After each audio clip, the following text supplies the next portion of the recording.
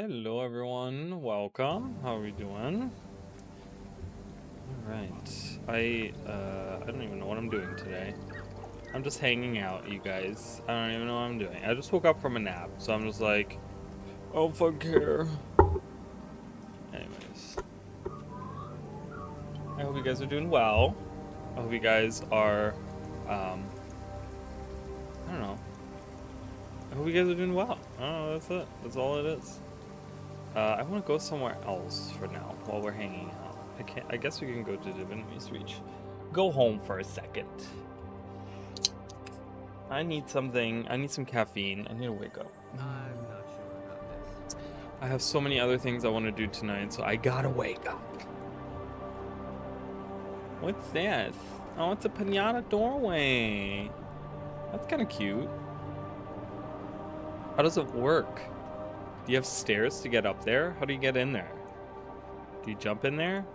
Do you need to jump into it? This one is still really cool. I do like this. I wish they had a, I don't know, like a sky scale? Like something that actually utilizes wings? Not this. Seize the moment. For that skin. But I hope you guys are doing good. Yeah, I'm just kind of hanging out today. No agenda, really. I just wanted to hang out with you guys and talk with you guys and see how you feel, where we're at, you know, because yeah, I feel like everyone's kind of hyping up this announcement, and I feel like a lot of people are setting themselves up for disappointment from this announcement. Like I think they're going to be very disappointed in what's coming. I don't know. I don't know. Goop Ward's tree. Like what? I had it like it took a second. It was like one of those that took a second. I was like, what? Goop Ward's 3? I mean, I don't know. Is it Guild Wars 3? I should offer up some prayers. I don't know. I have a lot of thoughts. I have a lot of thoughts. I mean, I did talk a little bit about how I feel in the video that I released where I talked about it, but there's a lot of thoughts that I have in a lot of different ways, right?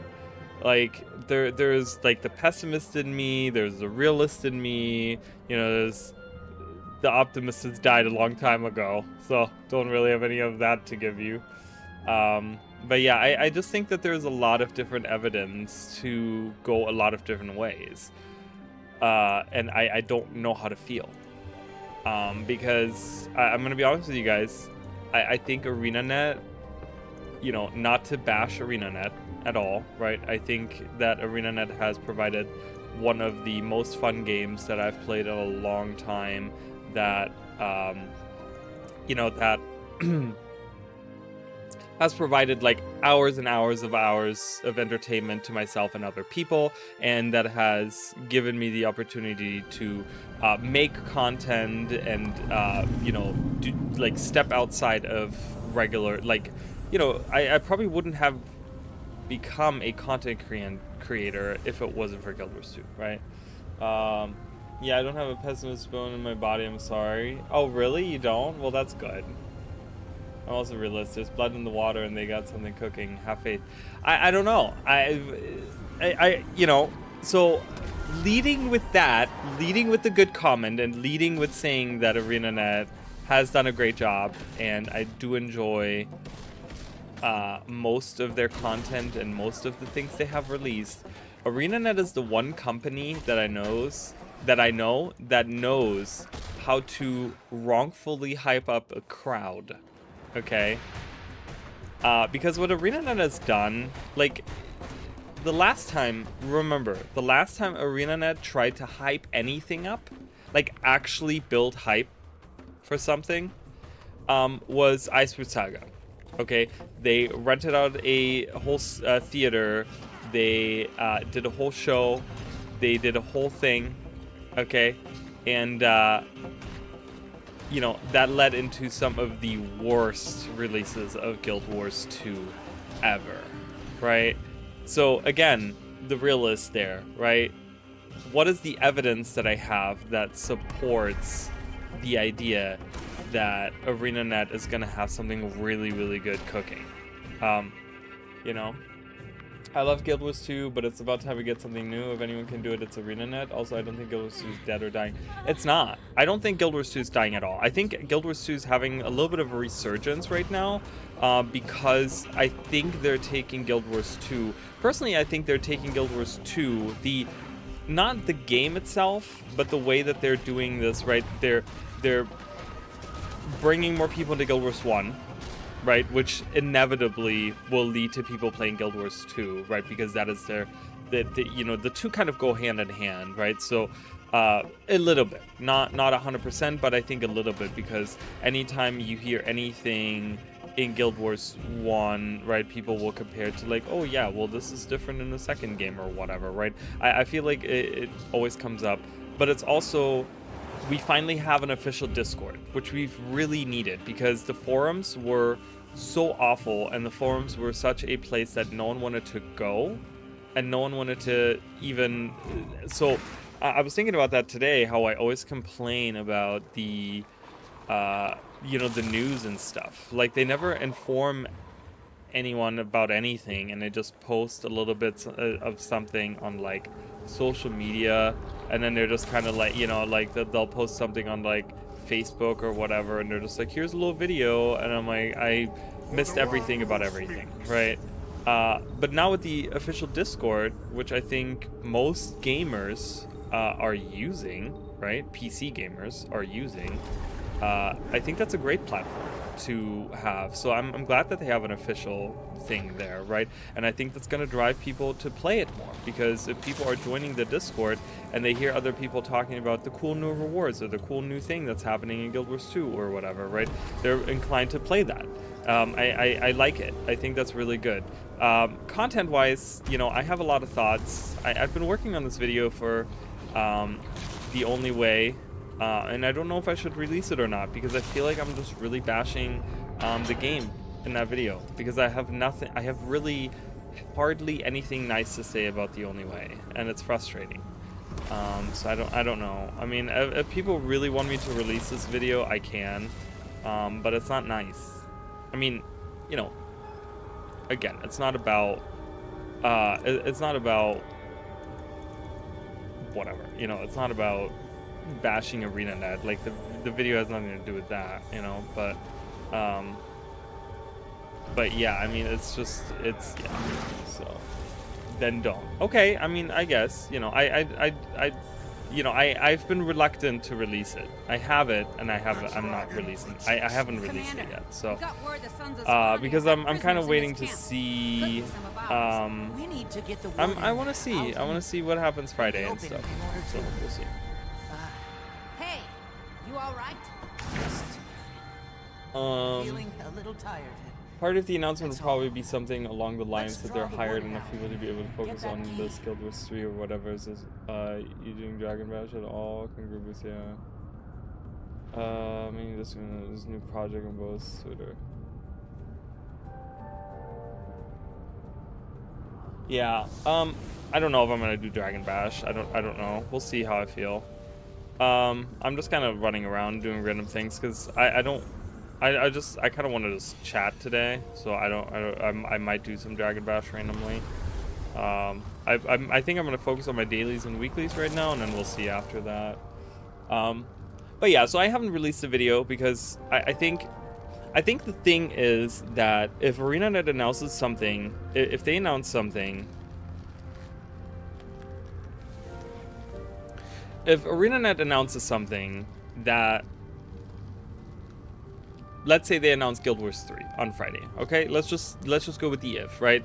And they, they make this whole thing. They have like a little trailer for us, and they describe the game, and they don't even show us any gameplay or anything. They just kind of describe what they want to do, like a manifesto, kind of like they did with Guild Wars 2. How they talked about what they're trying to do with the game, and have developers talk about where they're going to go in the direction, and kind of describe some of the story maybe or whatever, right? So if they do that, then in my head that justifies The Only Way being a bad release. Okay, in my mind that justifies hey, you know what, they were focusing on this, they have been focusing on this, and so, you know, that would make it okay in that sense. But yeah, here's my thought process, because like I said, there's a lot of thoughts that I have, and there's a lot of directions that my thoughts are going in, right? So if I go with, okay, this could be Guild Wars 3, why am I thinking this could be Guild Wars 3? Well, honestly, I feel like it won't be called Guild Wars 3. It'll be a prequel with a fresh new continent to explore, and call it something else. Yeah, I mean, perhaps, right? But I mean, you know, I'm not saying Guild Wars 3 really. I'm just saying the game that will be the new MMO, the new big game, right? And we call it Guild Wars 3, right? Whatever it is. Is it a prequel? Is it whatever, right? But like, why do I think you know, there's a reason for why this could be the thing, right? So why do I think that? Well, ArenaNet hasn't announced a new expansion yet for after Visions of Eternity. They've never done this before. They've always told us years in advance when there's something coming out, right? So they've told us, you know, when Secrets of the Obscure was coming out, they told us that they're working on JT Wilds, and then when JT Wilds came out, they were telling us they're working on Visions of Eternity, right? So it's kind of strange that they're not doing this right now. So why would they be doing this? Well, because they want to announce Guild Wars 3, and then they want to later announce, hey, we're doing an Eye of the North type of expansion, right? They can't announce the expansion, like an Eye of the North expansion, which connected Guild Wars 2 to Guild Wars 3, or Guild Wars 1 to Guild Wars 2, right? This expansion would be a Guild Wars 2 to Guild Wars 3 expansion. They can't announce that kind of expansion because they haven't announced the game yet. So they have to announce the game first before they release this expansion. So this behavior by ArenaNet, that they're not telling us about the expansion and they're pushing back, you know, the content was pushed back a little bit, right? We went from 3 months to 6 months on a new map and things, and the wardrobe release wasn't really huge, and the raid release wasn't really huge, right? Like, even in the mini expansions, the content has become little like less and less and less, I feel like, and it's been taking longer and longer and longer.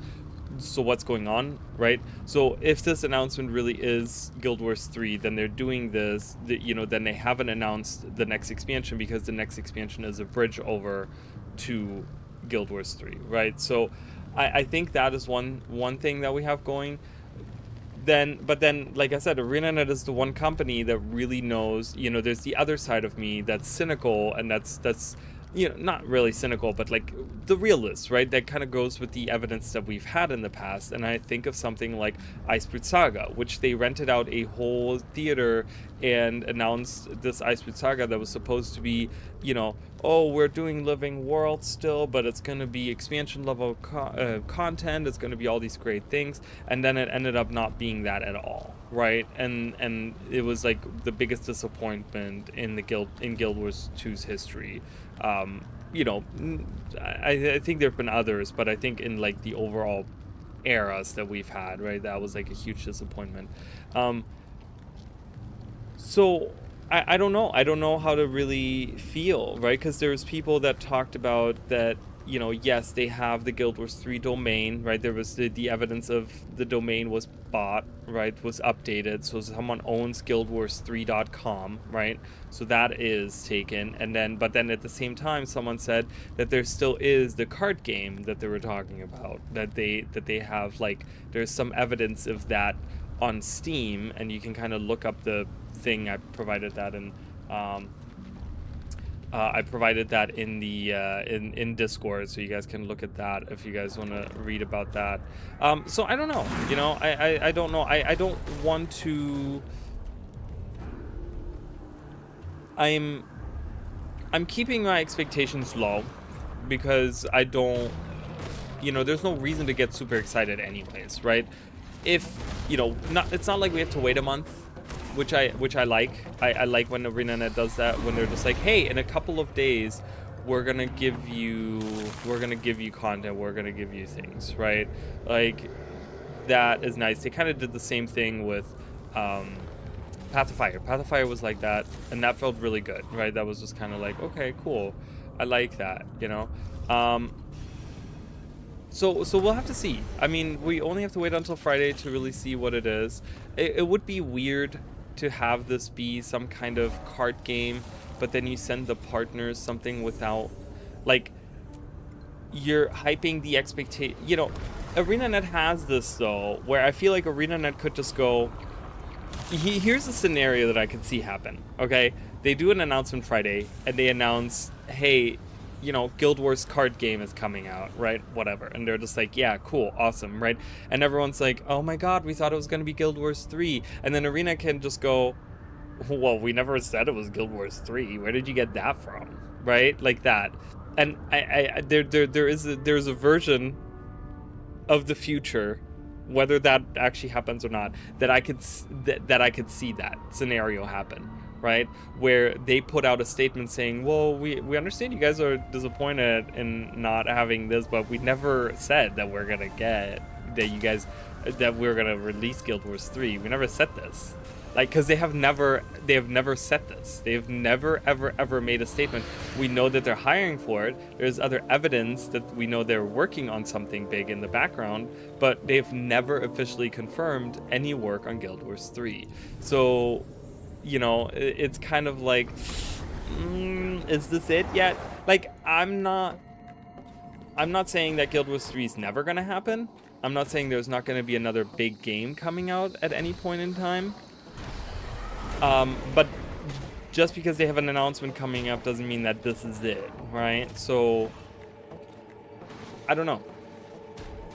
I'm just gonna, but that doesn't mean that, you know, I have to be, I don't know. I'm just gonna temper my expectations and just, you know, wait for Friday and see what happens Friday. So you guys might, you know, depending on the announcement, like, I'm gonna be at work, unfortunately. But I probably will be there, you know, I don't know when they're announcing this, but I will probably be available. I mean, I'm excited too. Like I can see myself, even if they release a card game, like, I'm gonna be honest with you, even if they release a card game, I'm probably still gonna be excited about it. I'm still gonna be playing it. I'm still gonna be streaming it. I'm probably still gonna be making videos about it, because I actually like the idea of having a spin-off game. I'm gonna be honest with you, because I think there's a lot in the world of Guild Wars. Specifically, you know, I love the lore, and I love, oh, there's something back here? Okay, never mind, we're leaving. Goodbye. I love the world of Guild Wars, and I love the, I love the world, and I love the history and the characters, and you know, everything around it. So I would love to see a spin-off game, actually. I would love to see them expand on the universe in more ways than, hey, we have a content drop for Guild Wars 2. You know what I mean? Like, I would love to see, where's this? Isn't there a chest here somewhere? There's a chest here somewhere. There it is. So I'm kind of, I would be excited for it. I'd be totally fine with a Guild Wars card game, or like strategy game, like a Warcraft strategy game type of thing that has like maybe a story that you can play through or something. Like, I would actually be okay with that. I'm gonna be honest. I know that some people might not be okay with that. I would be okay with it. My thing is just simply, oh, we can do Javi. We can do the, let's do the, I'm gonna do the meta here. I just realized the meta is going on, so let's go. Going into the lake. Going into the lake. Ooh, collect all the blue or the green.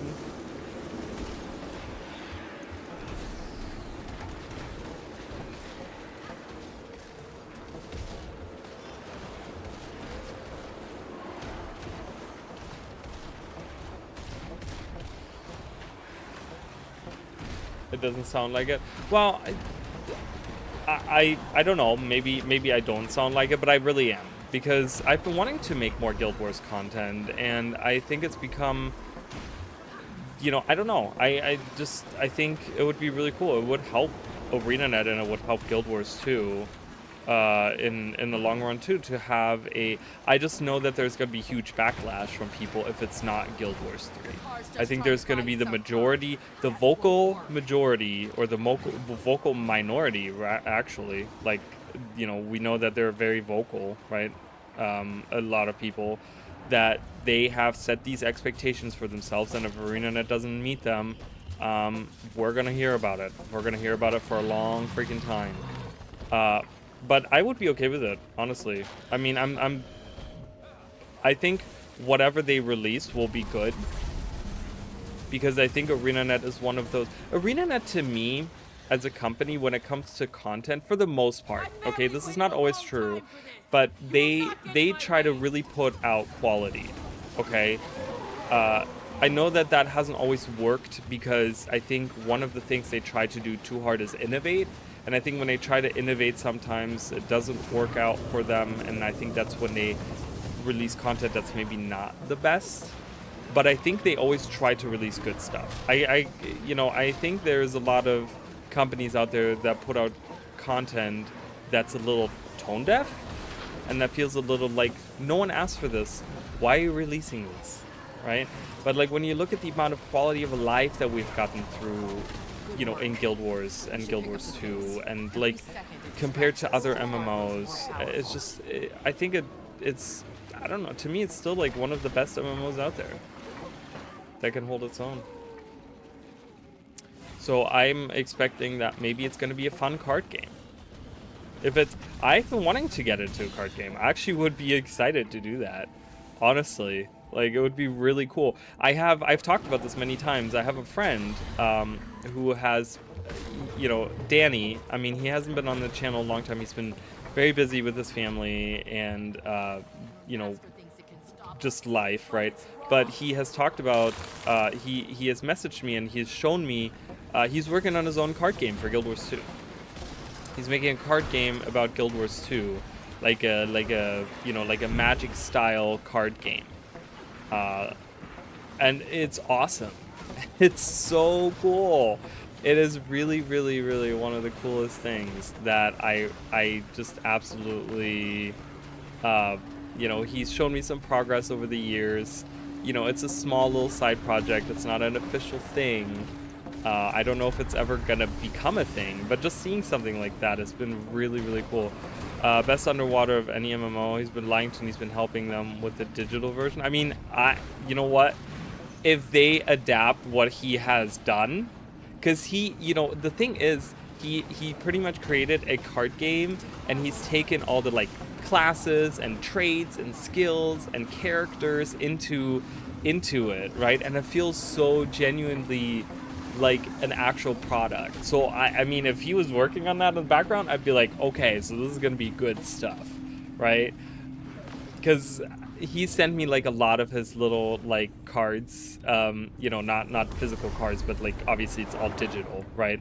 But he's sent me like pictures of the different cards and stuff that he's worked on, and I'm just like, whoa. Like, he hasn't really explained to me, but like just reading the cards, you can really make out some like what the game is about, and it feels really good. Life is lame.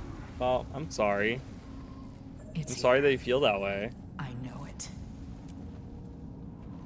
I don't know. I think you gotta find the beauty, and you know, you gotta find something that you enjoy in life. Drakar! I am Drakar! I'm Javi. I'm here to a daughter of Jorah. poke your eyes out. Why I've come, yet you cower. Oh my god, I don't know how to drink. Face me I and let have us not finish learned how what to you drink. started. I spilled it all. There you are. I was leaned All right, too far everyone, back. Get ready. I'd forgotten I hadn't even taken a sip out of that. Oh my god, I got on my oh my god, he's so big. I always forget how big he is. When I'm not really listening to her, sounds like she yells, drunkard. That's funny. You chose this. Let me know, you guys, if the game sound is too loud or what. I'm never gonna get this achievement. I don't even care to. But yeah, I don't know. Do I hope it's Guild Wars 3? You know, if someone asked me, well, what would you like to see on Friday? I've talked about how I'm a huge supporter of a Guild Wars 3. I think it's time to move on from Guild Wars 2. I think it's been time to move on from Guild Wars 2. And I'm not saying that it means that they need to stop, you know, supporting Guild Wars 2 tomorrow. They don't need to do that, right? Damn it! It's going in the ice. Stay on your They mark. could, you know, they could do another expansion that bridges Guild Wars 2 to 3 and leave the servers on so that we can play Guild Wars 2 at however, you know, like whenever we want, right?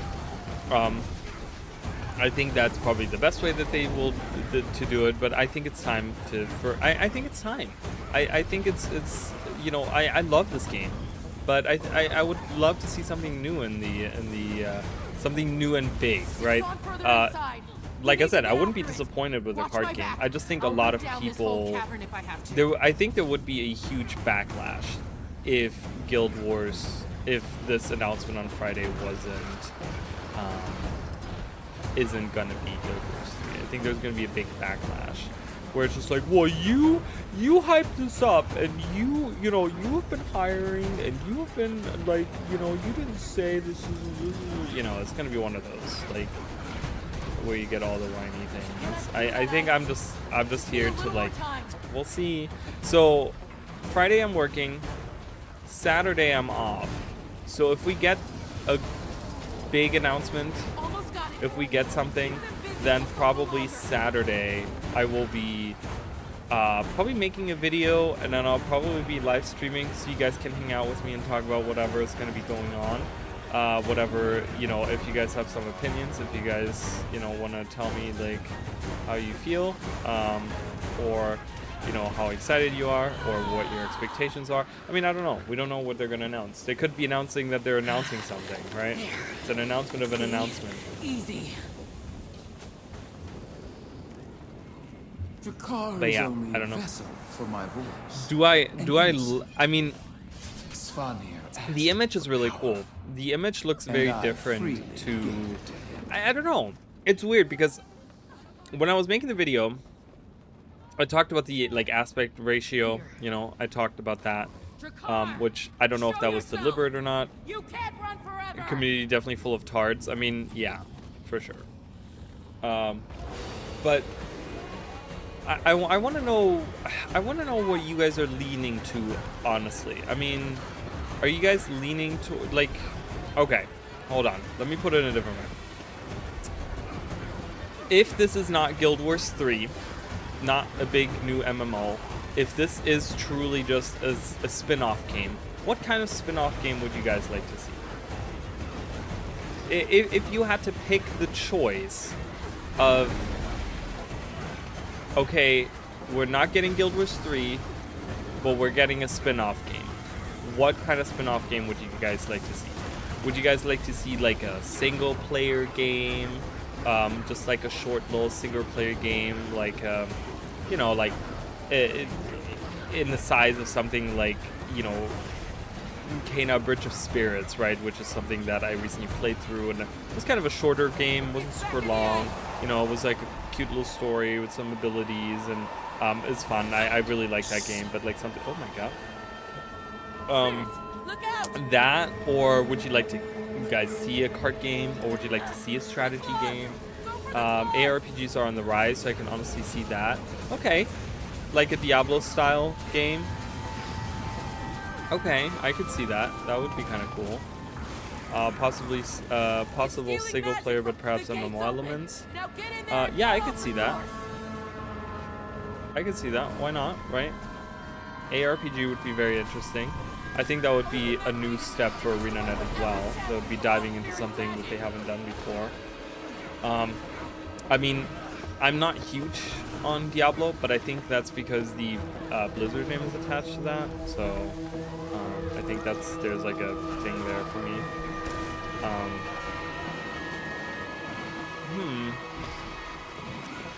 It depends on how they would do it, right? Like, I think I could see that being really fun. Like, if they do it in the style of, I mean, it would be cool to have like world bosses and stuff still. You know, I would still want to see other players around. For sure. Like I wouldn't want an ARPG to be sole single player, but I would love to see a sole single player experience like a Skyrim style a Skyrim style game where it's like first person game. You go in and you know you have like your equipment. It would be really cool to have like a Tainted Grail Skyrim style in first person view going through like pre-searing Ascalon or something like that, or like even like, you know, like or something. I don't know. A lot of possibilities they could take those for sure, which is cool. It's kind of, even if they base it on the Guild Wars universe, there's so many options for them to take this, which I love, right? I'd be fine with first person. Also Lost Ark. Yeah, Lost Ark is great, right? In that sense. In that style of game. Not that I like Lost Ark because I really wish I could play that game, honestly. I really wish that they didn't have 75 systems that they throw at you anytime you log into the game.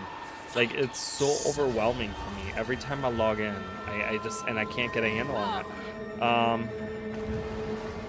As long as we can do it third person, just like Skyrim. Yeah, I think, again, ArenaNet is that type of company. They would have the option for you to do that. Okay, open that Raven Gate and hunt down the source of the spirit Open that magic. Raven Gate. I'm gonna The stand gate's on this open. teleporter. Now get in there and cut off the source. Cut it off. Cut off the source. Right. Cut it off. Hello. There he is. There he is, my big old dude.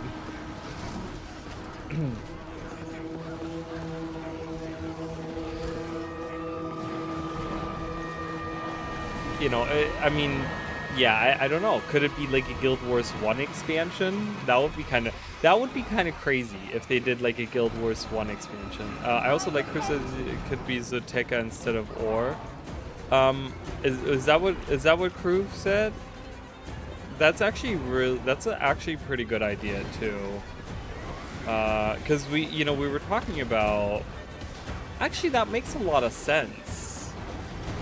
Having Zoteka or Jateka or whatever, however you pronounce that. Because the name that they had, what was it? They had the Mistbound was the what was the copyright? What was that? Was it copyright that they did? It was like a copywritten thing or whatever that was. It was Mistbound. So if they do Joteka, like they do Utopia, right? A Guild Wars Utopia, but they do Guild Wars 2 Utopia. It's back in the ice. That would mean we're in the mists, and that would make sense. But that would mean that it's just a Guild Wars 2 expansion, right? Oh, So that would mean that it's a Guild Wars 2. That would just mean a Guild Wars 2 expansion. I don't know. magic's coming from inside. The gate's open. Now get in there and cut off the source. Do you guys think that would be okay? Oh, hello. Teleport me into the. I got teleported into the wall.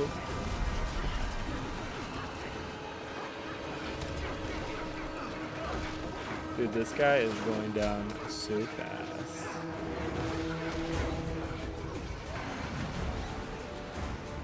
So fast. There. That's all of them. So yeah, the video that I have, I was reminded of my video because I just saw something that reminded me of something that I talked about in this video, the Only Way video that I have. So depending on what ArenaNet announces, I might release that video, I might not release that video.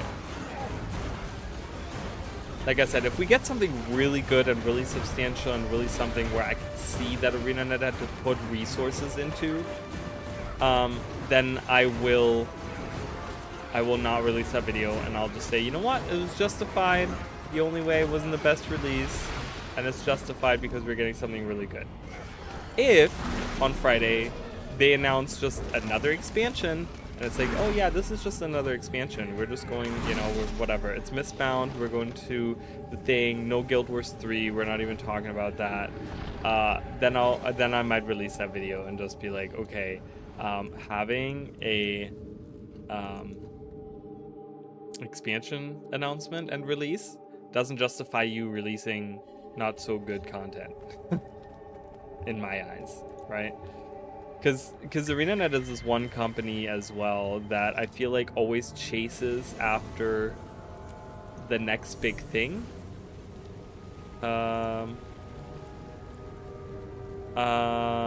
the plan is, instead of it being Guild Wars 2 expansion, we go to Joteca in a completely standalone game, which goes into the ARPG idea, and Mistbound is the bridge between Guild Wars 2 and the Joteca game.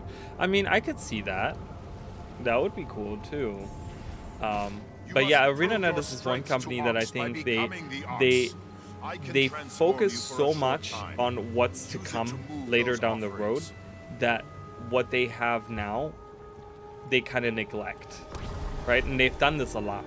You know, they've done this a lot where, you know, they cut Icewind Saga short because they were releasing End of Dragons, right? And so Icewind Saga kind of ended up dropping off, you know, not being the best as is, and then they kind of made it like the worst at the very end, you know. And I mean, they've done it many times before, right? Where they kind of, the current thing that they're working on, they're kind of dropping, and they're kind of not releasing a good thing because they're like, well, we're working on this other thing. But then this other thing isn't like revelating. It's not like the, oh my god, well, this was worth it, right? This was worth wasting all of our resources and energy and time and whatever, right? But if, I mean, this might be it. I don't know. I'm really curious to see what ArenaNet has been cooking up. Maybe they're gonna do multiple announcements. Maybe they're gonna announce a card game, an ARPG, a single player game, a new expansion for Guild Wars 2, and Guild Wars 3. Maybe they're doing all of the things. I doubt it, but wouldn't that be amazing? Oh my god, wouldn't that be? I think if ArenaNet was like the size of Blizzard, they could do that. They probably would do that, right? They seem like the company that would sit there and they would be like, yeah, we're doing all of this. We have the money, we have the resources, we have the ideas, we have the manpower and the creative minds to justify something like that. That's my feeling. They're gonna announce like 3-4 things. They hired a ton of new people. I mean, you know, that would be awesome. I mean, talking about it, you know, subversing expectations, like it's really like, you know, that would be like crazy. I think that would be insane. That would be insane in the best way possible that insane could be, right? That would be freaking nuts. It's like, yeah, we don't have just one side game, but we have 3 side games and a new expansion and a new game. And like a new main game.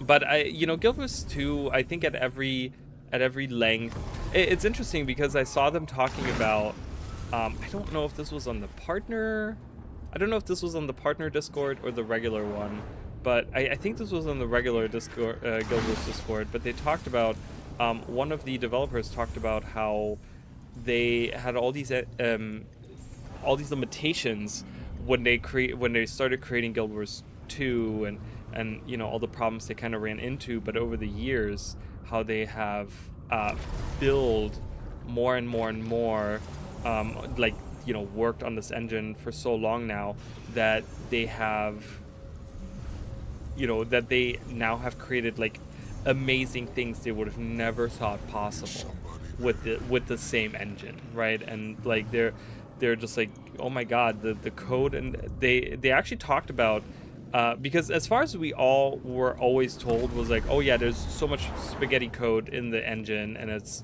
you know, it's all just like, you know, really hard to work with. But then this guy, I don't know who it was it like Joe or something? What was his name? I don't remember. I'm really bad with names, and I never put anything to memory when it comes to names. But he was talking about, he's like, that the code for in the engine code is like so solid for Guild Wars 2 that they're just like it, and Guild Wars 1 even, you know, because it uses the same engine, it runs super fast, they said. And it to today's standard is like crazy that it even to today's standards it holds up really, really well. So that was a side of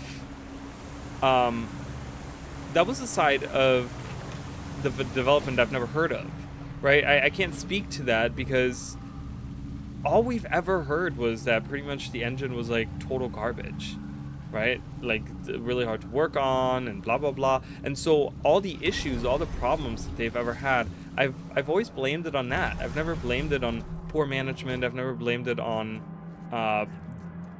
you know, terrible time management, terrible overall management or whatever.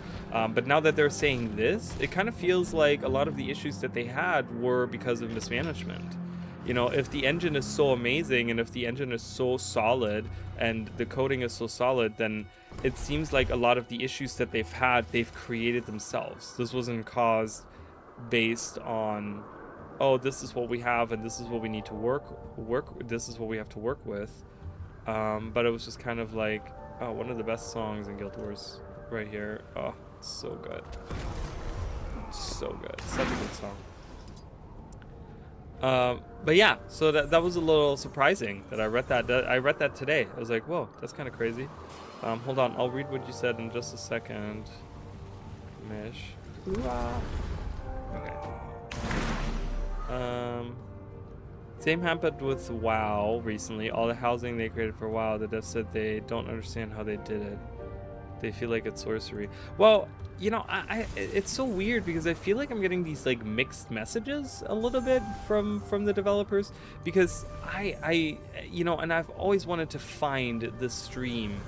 It's been years, so way early on in Guild Wars 2's development, not way early in the development, but in the lifetime of Guild Wars 2. Like Guild Wars 2 had come out, it had been a few years, and I think it was on a guild chat.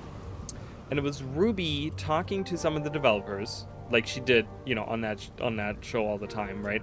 And I remember the guy that was in charge of the map or whatever was there. There was a developer. I'm so bad with names, I don't remember who it even was. I don't even remember their face, okay? But I remember him saying, I specifically remember him saying that, yeah, we don't touch the world map.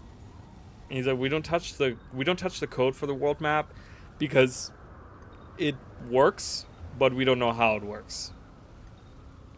He's like, we don't want to change, because I think the question was someone in chat had asked like, hey, could you guys change this and this and this, or could you guys change something, you know, could you guys do this with it or something. It was just like it was not like a request, but it was like a question of, hey, do you have the ability to do this?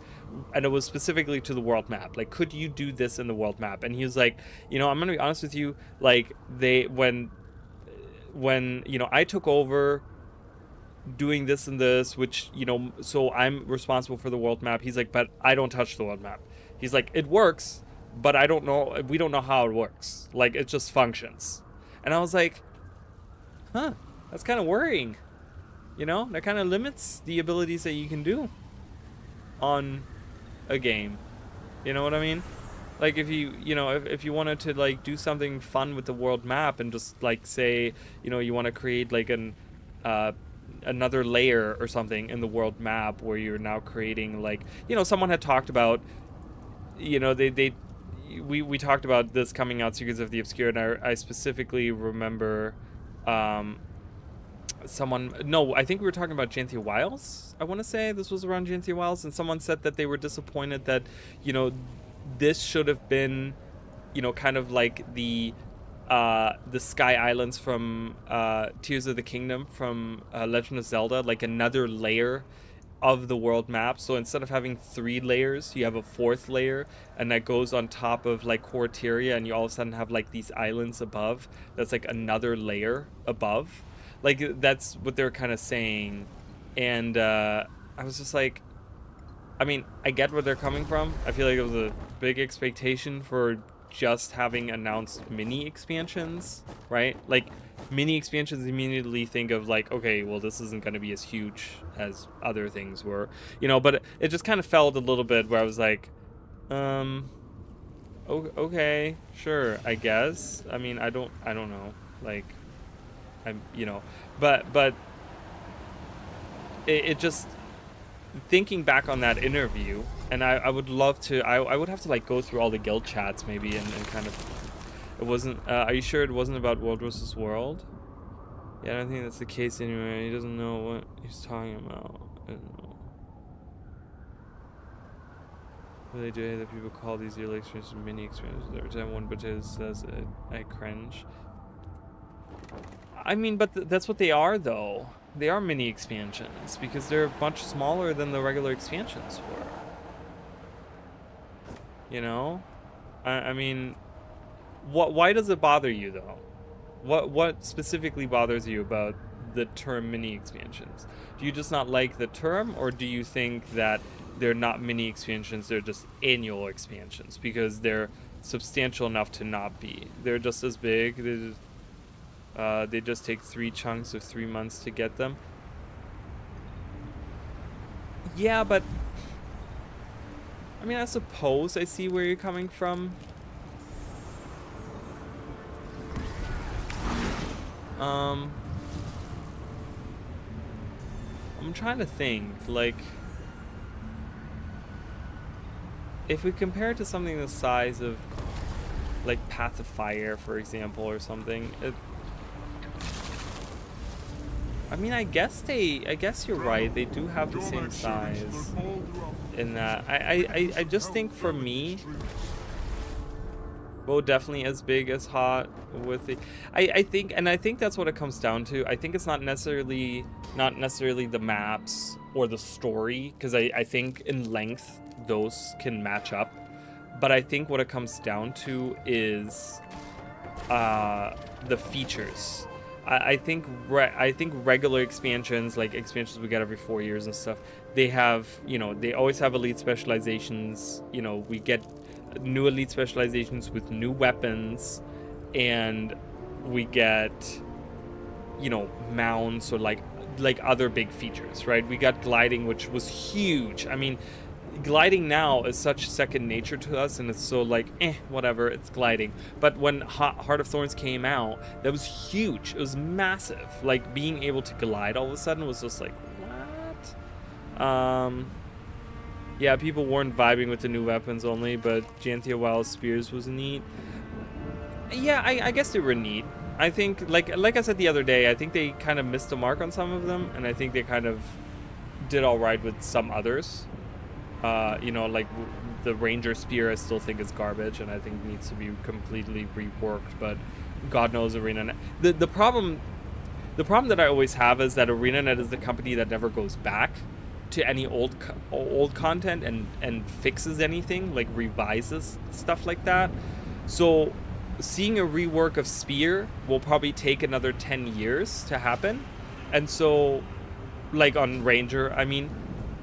So it frustrates me even more because you could have 7,000 people be outraged about what they're releasing, and ArenaNet is still going to be like, no, we're releasing this the way it is because we're not redoing it, right? We had this whole discussion with Spears, right?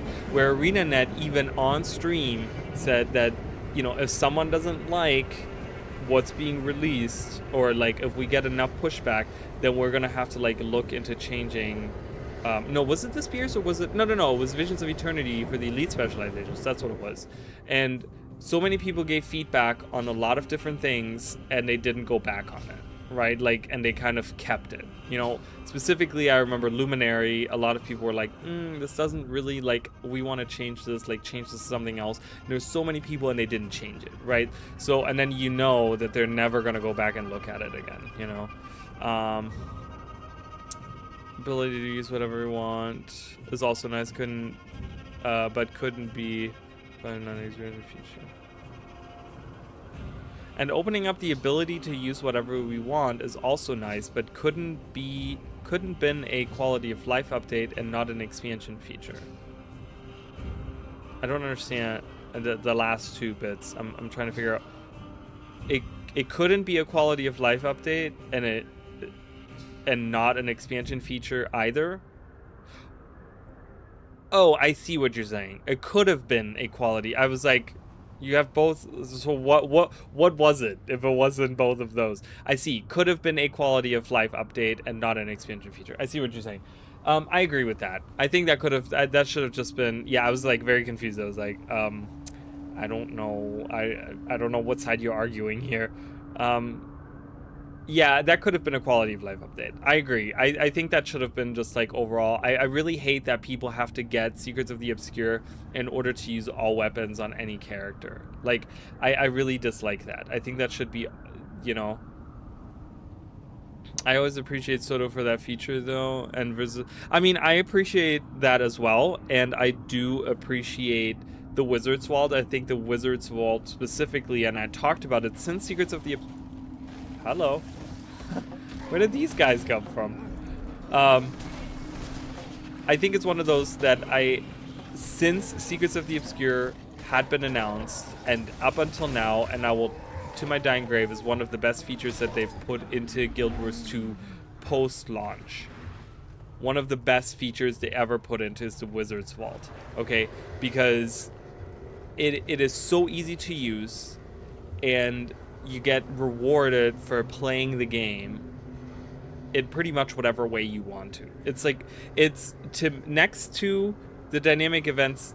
I think still that dynamic event system is hands down in the entirety of any MMO, of any game ever. I think is one of the best systems to have ever been created, is the dynamic event system, if it's done correctly. I think ArenaNet has really stepped away from the dynamic event systems. We could into quick play. Oh yeah, we can do that. Let's pop into quick play.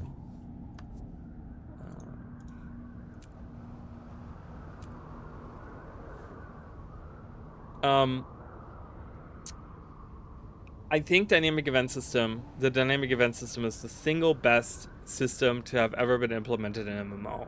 Okay, I think it's the one system. I really wish ArenaNet would go back to the old way that they used to do events, because they've really stepped away from them, from how events actually affect the world, and chain them together and actually have them be somewhat meaningful in the world. Because that's the one thing that's really now, all the events and all of the maps since the mini expansions have come out, really, even before then, really kind of feel like, I think it dropped off around, I want to say around Path of Fire is where it really started dropping off, where the events don't really affect the environment anymore, and it doesn't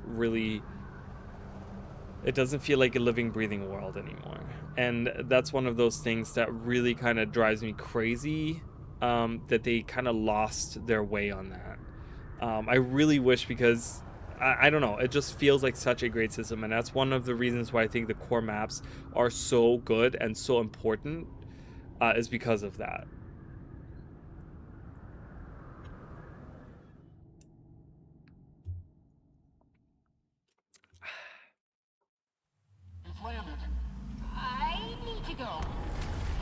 I need to go.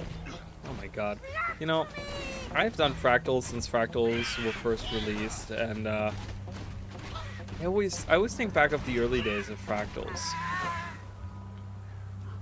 What? Is my inventory full? I think my inventory is full, you guys. My inventory is full. I was like, why am I not auto-collecting? I haven't looked at my inventory at all. Oh my god, we're already upstairs. Okay, good job. Ah!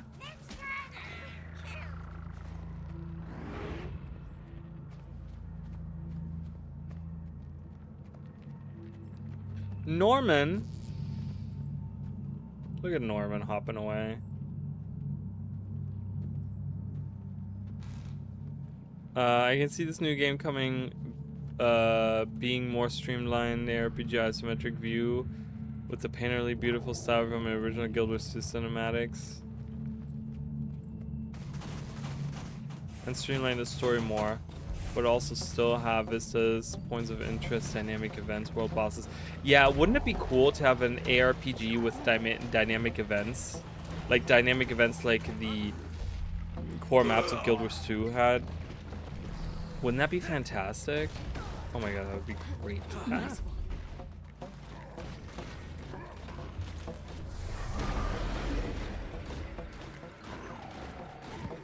I think that would be really cool. Lost Ark. Oh, that's right. Lost Ark does have... you're right. It does have vistas. I remember that now. And I like those, actually. Those are very pretty. I hate that they don't care about their world in that way. It feels like you kind of... Again, it feels like a world that was created. And I talked about this. When did I talk about this? Didn't I talk about this before? I talked about this before. Did I talk about this in a recent video? Or in a stream?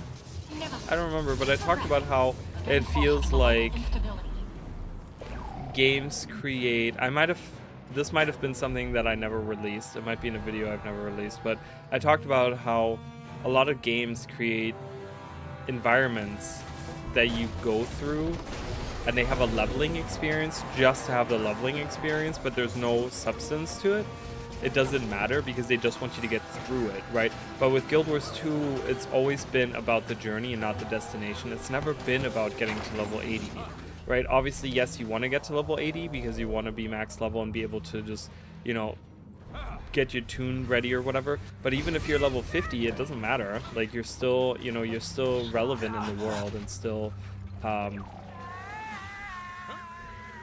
you know, it still feels like doing the level 53 story still feels as impactful as doing the level 80 story, right? In that sense, where it still feels like you're doing important stuff. You're not just like fighting wolves on a field.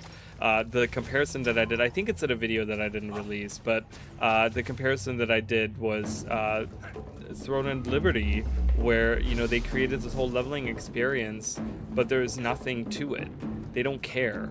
Like, you move through it and they tell you the story that has no impact on what happens later on, because later on you just deal with completely different things that don't have anything to do with these wolves that you kill on a field, right? And it's kind of like, then why did you create these wolves on a field?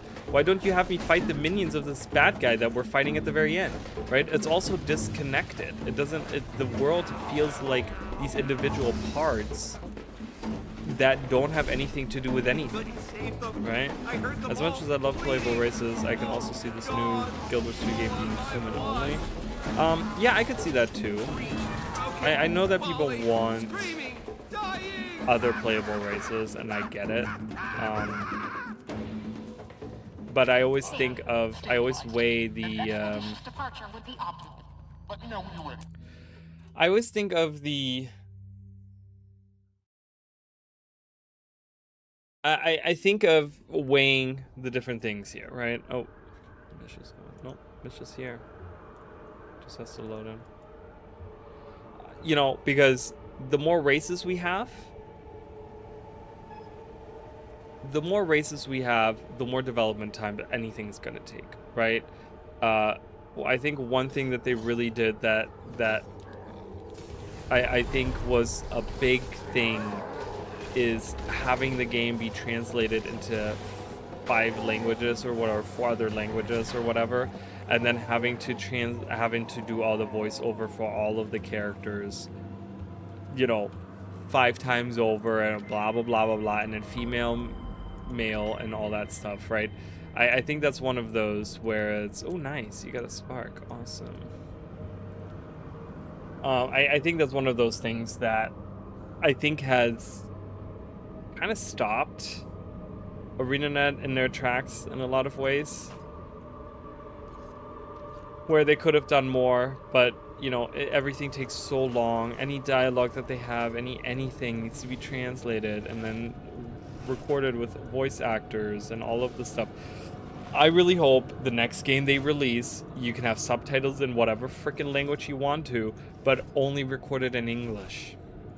I think that's another reason why they kind of need to move away from Guild Wars 2 to get away from that, right? I think they need to, the next game needs to be just in English, and yeah, you can have it translated, but the voiceover, the voice acting, all in English, so they don't have to translate all of this, get voice actors involved. Female human is the most popular played race in Guild Wars 2, so as much as we want Tengu Coda and the proofs in the pudding. I agree, but I think there's also a lot of demand for other races. I want to do more. Okay, my dailies are done, that's fine. But I want to do my weekly. Since when is it only 3? I always thought it was 5. I'm going to do some more. But I think that they just do combat tonics again in a new game. I mean, they could do that, or they could have you just, you know, but do them better. Pretty much.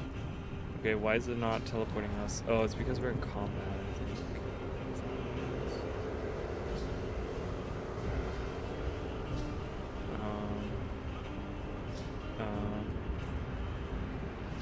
Hello?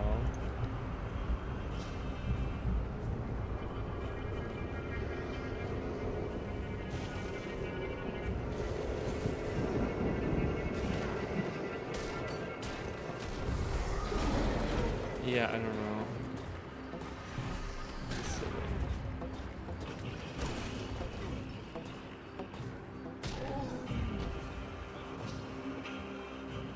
There it is.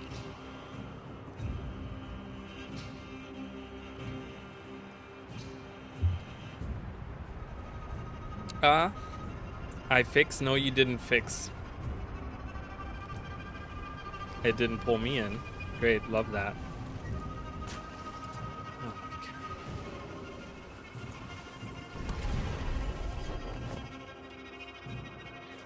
Hold on. Let's see. But yeah, I don't know. What would we like for playable races? I mean, if we had to pick our dream MMO, right? And let's pick out some really cool features. But it's not letting me go into... What is going on? Let me go into the fractals, you dingus. I don't know. I don't want to buy anything. I want to go in here.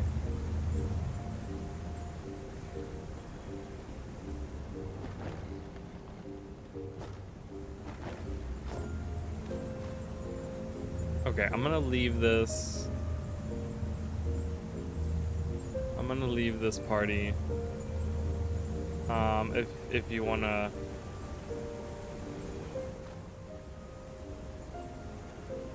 Something's going on with. I gotta clean my mouse. I think because something's going on with my right mouse button. It's not working properly. It's really annoying. See, my right mouse button isn't working properly. I think there's something in it. A speck of dirt has gone inside of it. Caused the blockage. Okay, so let's try this again. I think the game doesn't like it when you're like in combat, out and about in the world. See, it's not even letting me. Is on cooldown? What do you mean is on cooldown? Are you joking right now?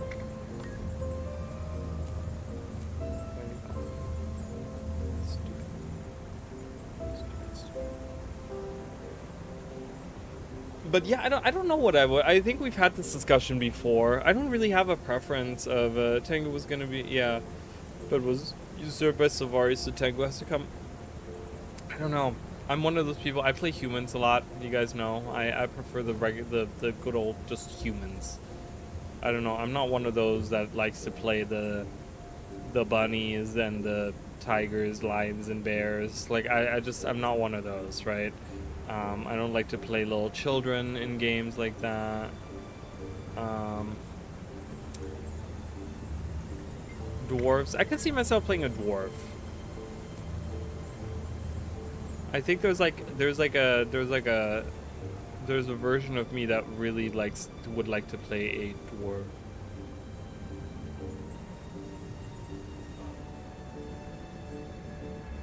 I don't know. I think I would like that.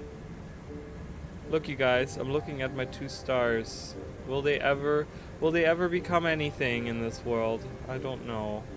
But I'm here. I'm here and I'm waiting. Okay, I gotta find something. Where's my air key? I think I put it away. But where? I don't know. There's not even anything. I'm looking, but there's not even, I don't even have stuff around. So I'm just like, I don't know where it is. I think it's in my drawer in my hallway. Okay. Hold on. Be right back.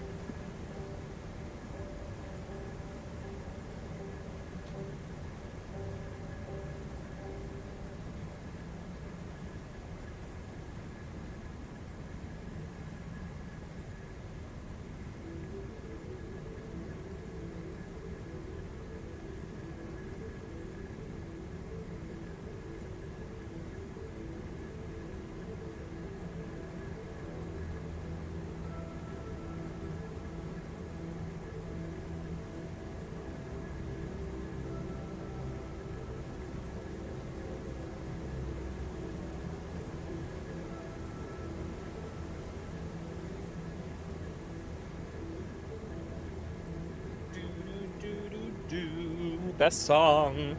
My favorite song in Guild Wars 2. Okay, I have this. Is this still not working? What is going on?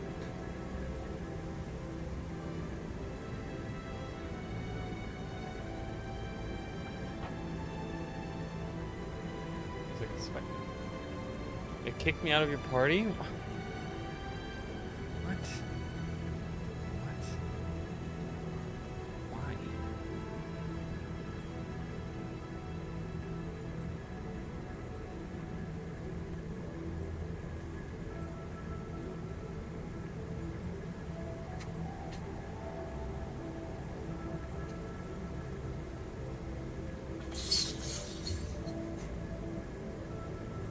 Alright, hold on. I'm gonna...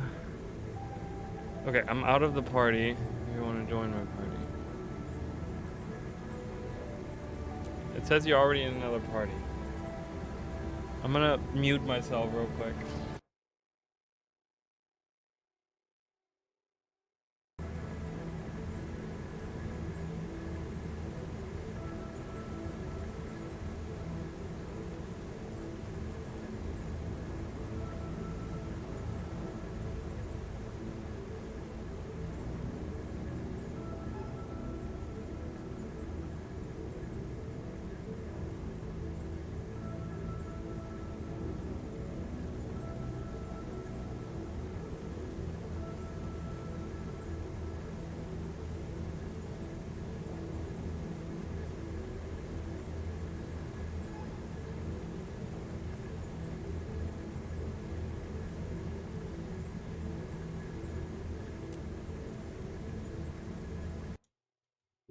Okay, I don't know.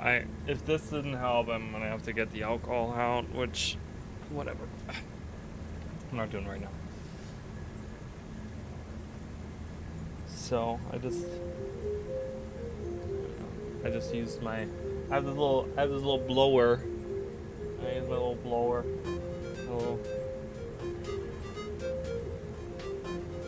Yeah, I think it still didn't help. Is firmly lodged inside of it. Yeah, I think the game doesn't like when ooh, we have some services here. Sharpening station, we'll take that. Food service. In exchange for 10 pristine. Okay, I don't want to get rid of my pristine, but yeah, I'll take that for sure. But yeah, the game doesn't like when you're in combat, I don't think, when you're trying to do this. Alright, let's try this again. Yeah, I think that's see, I think that's an issue in the matchmaking. I think the game doesn't like when you're in combat. I think it interferes with like trying to teleport you or something. I don't know if it has to do with like your character. Whoa, this guy looks awesome. Dude, I love this guy. Wait, he looks like a... Who does he look like? He looks like a character from somewhere. Are you seeing this? Something that gargantuan must be changed there for a reason. I don't know about that.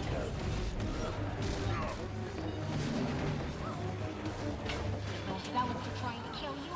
Perhaps this behemoth can't be all that. I love the way he looks. He looks awesome.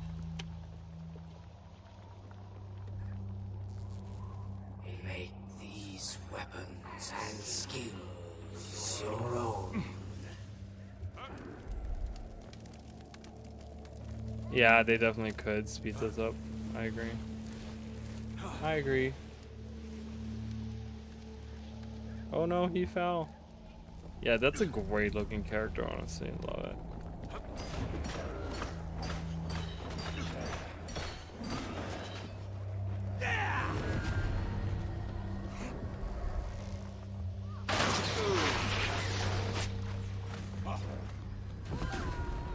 Oh, it's so nice when everyone takes a hammer. I've had instances where like no one takes a hammer and I'm like, great, this is gonna take 75 years. What is the legs that he's using? I think he's using the, oh god. Okay, why am I so bad at this right now? What's going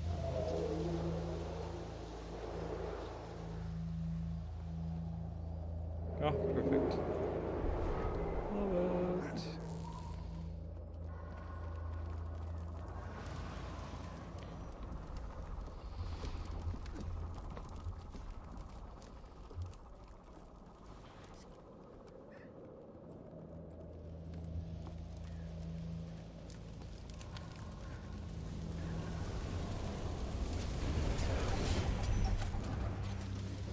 What is he?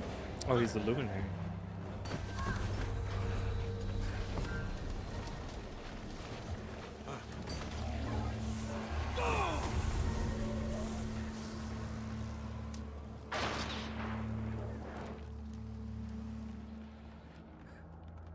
Look at all that jade sliver I'm getting. They removed the hammer sickness. Yeah, only on the quick play, I wanna say.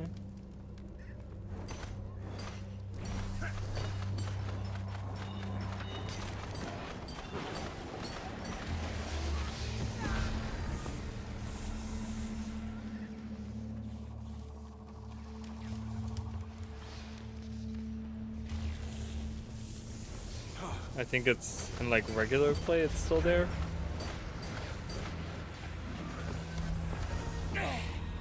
Uh-oh.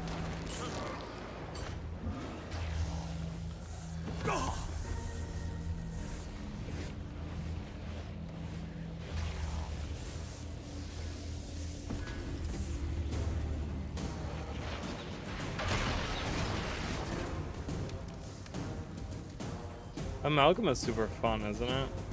I love Amalgam.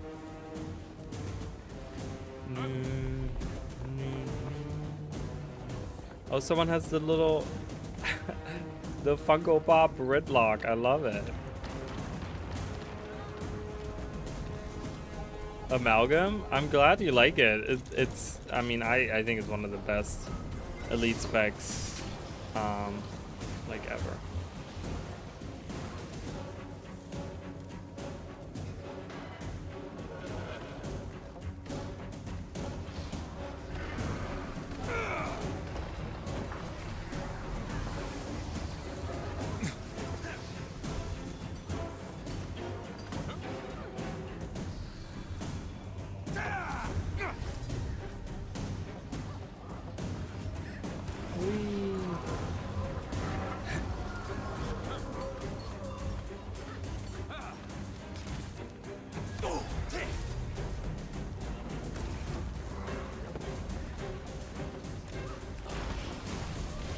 Oh yeah. The like defensive thing. Or not defensive, but the like retaliation thing.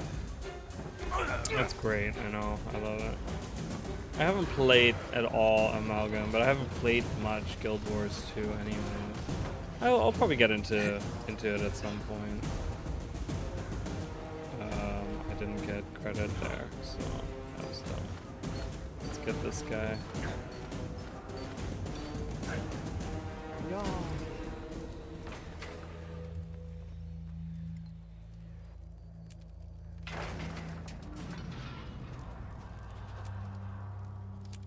Oops. I didn't realize I'm an idiot. I didn't realize I was an idiot, but that's fine. Such is life. You realize some things and you don't other times.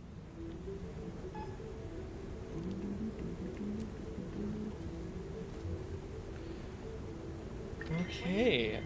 So what else can we do? Let's do some events in Castora or. I want to do some events in Castora. Let's do some in the new map. Are you in the new map, Mish? If not, you can teleport to me and then you will be in the new map.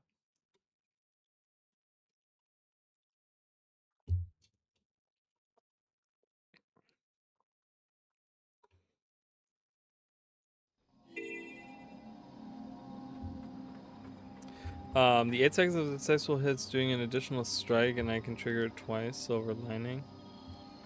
Evolve no longer inherits bonuses from strains, more skills grant their strain bonuses.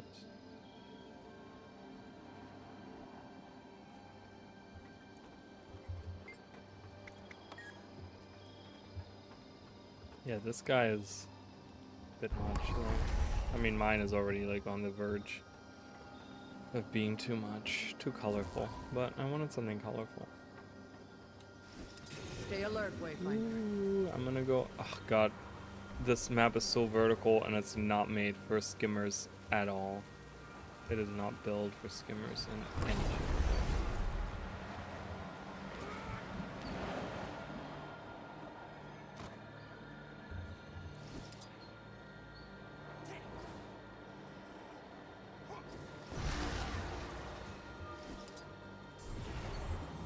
But yeah, I'm excited for Friday. We'll see. Like I said, I'll probably be. I don't know if they're. You know, ArenaNet likes to announce things like around noon, but since they're doing it for like the Summer Game Fest, I don't know if they have a specific schedule set for this. You know, I don't know. So, you know, it's gonna be. I don't know what time they're gonna do this. Like, you know, so I might be at work, I might not be at work. I don't know if they're gonna do, like, hey, here's a post about it or whatever. You know, I don't know. We'll have to see how they do it, how they announce it. Alright, let's go find some events around.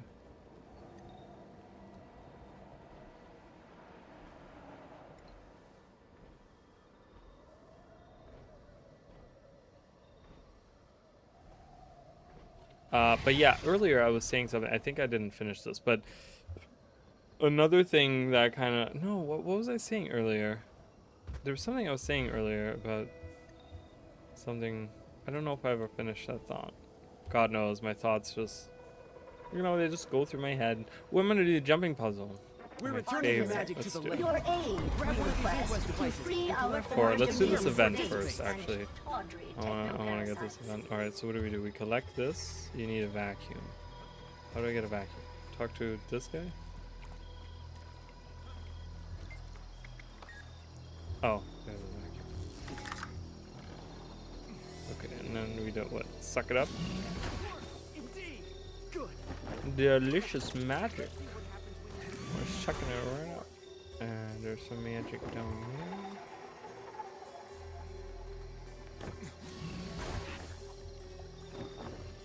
Okay, and then what? We go underwater and we do what with it? Oh, right here? Can we do it here? Plant. Good. We fixed it. Oh my god, look at us. Look at us fixing the world.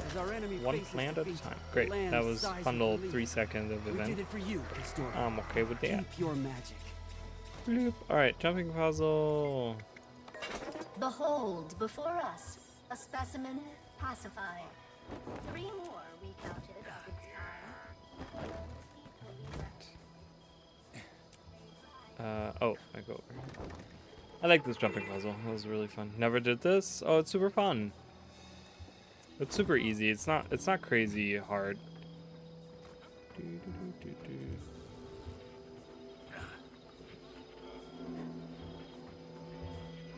It's super fun. You get a checkpoint here. There's like 3 checkpoints, I think. Oop.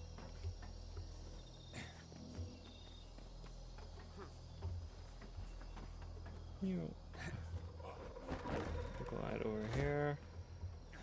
Jump over here. Oops, almost didn't make that.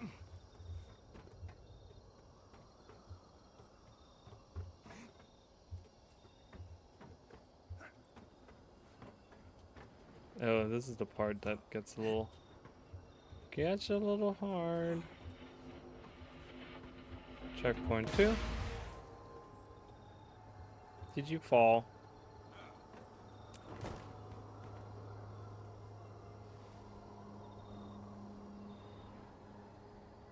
Oh, nice. There you go. That's a great recovery right there. I didn't even think about that. That's super smart.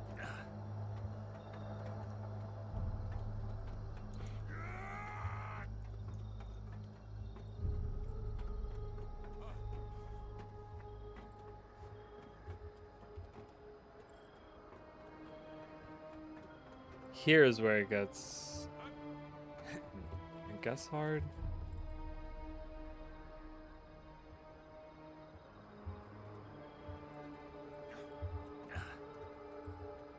I'm gonna wait.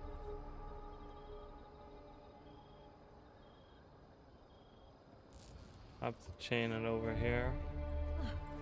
And then up here, it's almost done. I think at the top here, we're done. So.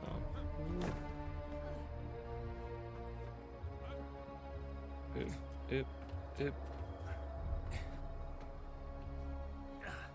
Ooh, this is a little iffy. You kind of have to like jump around the corner here and like onto the ledge. It's a little iffy. Boom, and that's it. Finish, and you get a little chest here. Can't forget your chest. What the hell? Did you fall? What happened? Well. Oh my god, no way. Did you grab the other ones?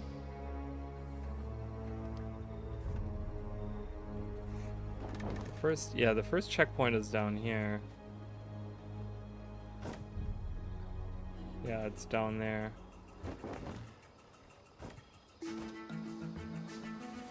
Well, now you know how to do it, so there you go. I'm gonna work on this event while you're doing it. Dee dee dee dee.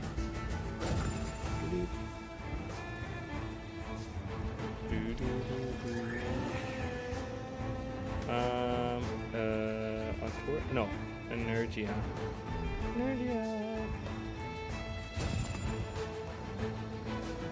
Autoria.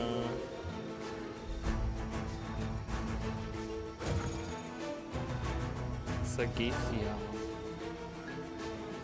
Ooh, there's one right next to it. I like that.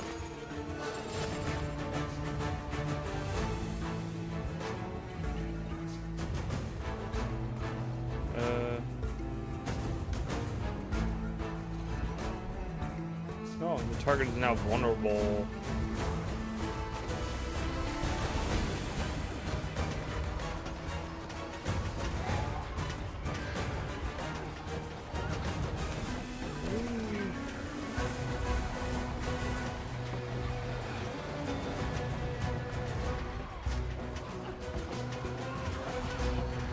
Oh, you have the new shoulders.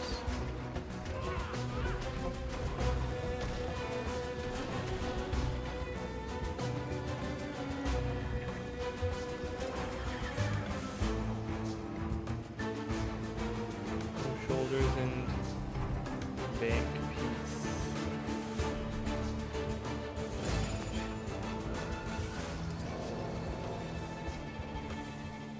I love how the items on the ground, when you guys look at them, they're not. Wait, what is this not?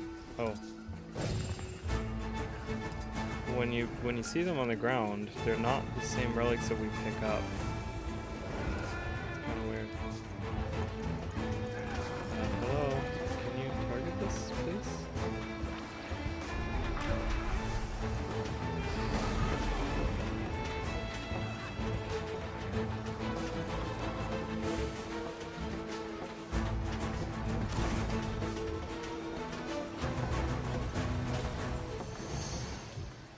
Awesome. Oh, cool. Sacred arms.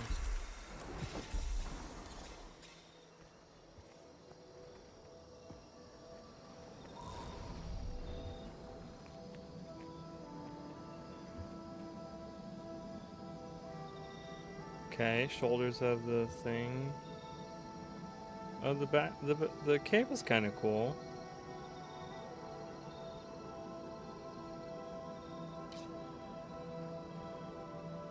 Yeah, the cape is kind of cool. The shoulders are kind of whatever, I think, but the cape is definitely cool. I love that hair. Such a cool hair for Sylvari. Yeah, she definitely looks a lot better than she used to. I think there was a part of me that was kind of like, about your character, I think. Like some of the fashion. I mean, you know, to each their own, whatever. Like, I'm not criticizing that. But so it's like, for me personally, I was like, But I like the way she looks now. She looks great. I have the Guild Wars 2 symbol on my chest. Wait, what? The shoulders have the symbol on your chest? Oh, I see that. Okay. Oh, that's kind of cool because it's like a 3D little. Yeah, that's kind of cool. I like that because it's not just like a, you know, I see the symbol. I see it here as like the actual icon that they put on there, the actual like image, but here it's like a 3D little thing. So that's pretty cool. Little emblem. Yeah, it's kind of cool. I like that. That's actually pretty neat. Ooh, we have another event.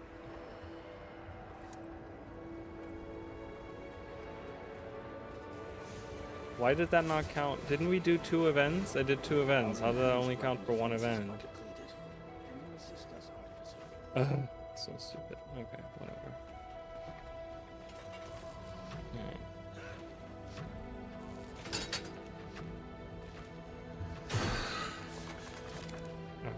I don't know if I need this. I don't know why I need reading material in the middle of this.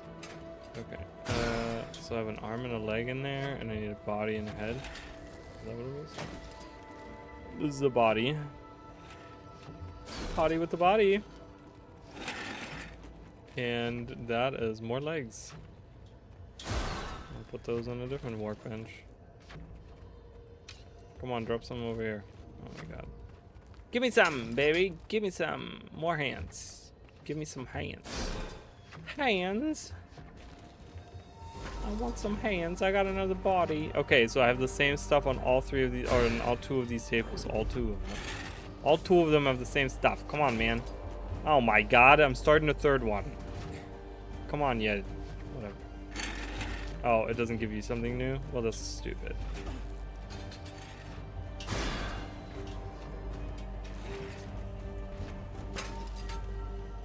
Dude, what is happening?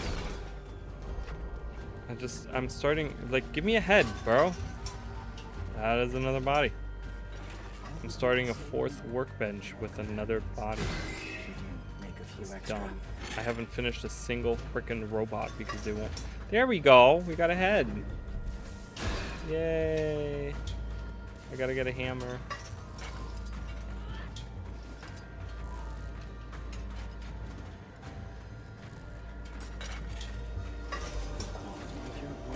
We did it. I have brought one to fruition. Nice. I created at least 1. I wasn't even doing the proper event. Oh, what were you doing?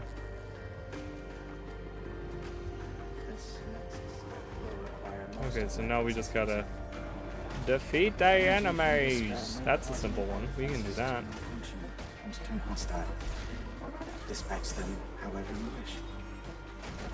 Oh my god, there's so many enemies around. Vita. How's my inventory? Okay, we're doing good.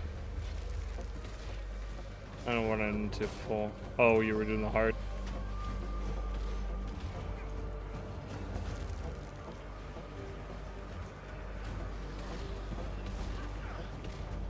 That's funny.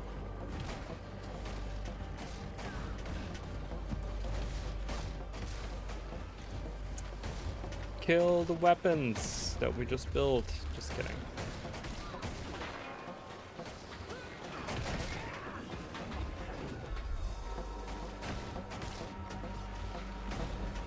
I'm just here to provide boons. Like, I'm not even doing anything. I'm just providing boons. That's all I'm doing. Oh my god, there's so many of them. Jesus. Like, anytime I look around, there's like 5 more enemies. I'm like, oh my god. Alright, I gotta recharge my resources, yeah. Alright, we're gonna go full power in a second. We're charging up. It's time. Quickness for everyone. Go.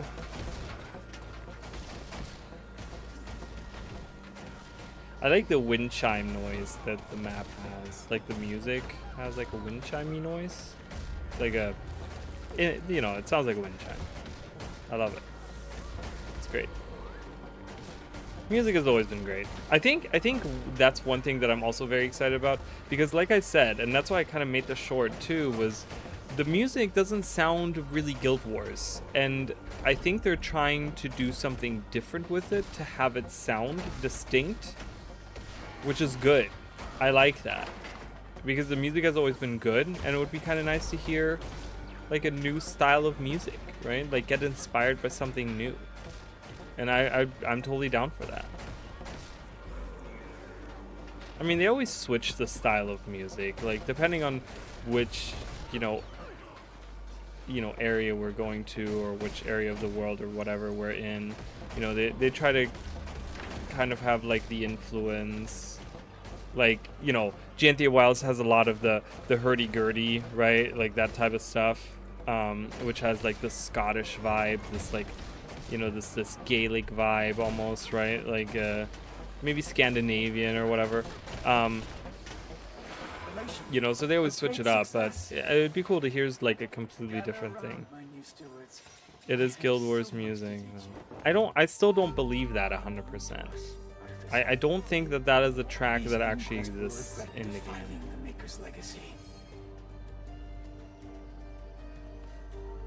It does not. I swear to you, I did that yesterday, and I did not hear that song at all. The only song that I heard was the Hope Falls song, but that song does not exist in Guild Wars. I can promise you that, because Siren's Landing doesn't actually have its own track. Siren's Landing does not actually have its own soundtrack. Ooh, perfect. We have this event again. I like it. We can just rotate these events through over and over and get it all done. I mean, as far as I know, okay, again, I could be wrong. I'm just saying, what I listened to yesterday, I stood around yesterday, I was there. I mean, did you hear that yourself? Did you go to Siren's Landing and actually hear it yourself? Did you actually like go do that? Because I mean, I can do that on stream. Like, I don't even care. We can go, after I do these events, we can go to Siren's Landing. Not because I want to disprove you or anything, but I would love for that to be true. You know what I mean? I just, like I said, it sounds to me like the song Hope Falls. I was watching Tibo stream in that area. Really?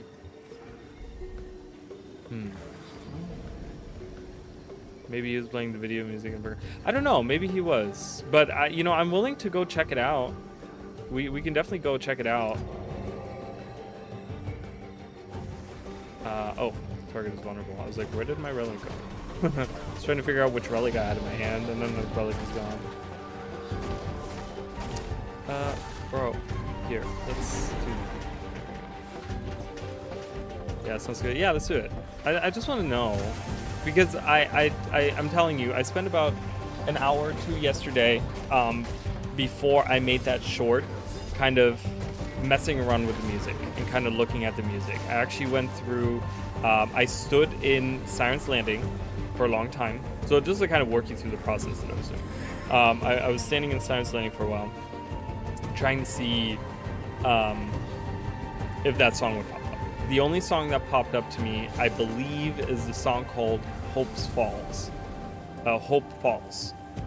which is, as far as I know, Siren's Landing doesn't actually have its own songs. It just reuses a bunch of the other songs that are available in the game. A lot of the songs from Ore, which actually were Guild Wars 1 songs. A lot of the songs in Ore are actually Eye of the North songs, which I don't mind. I think they still are very fitting. They're very cool.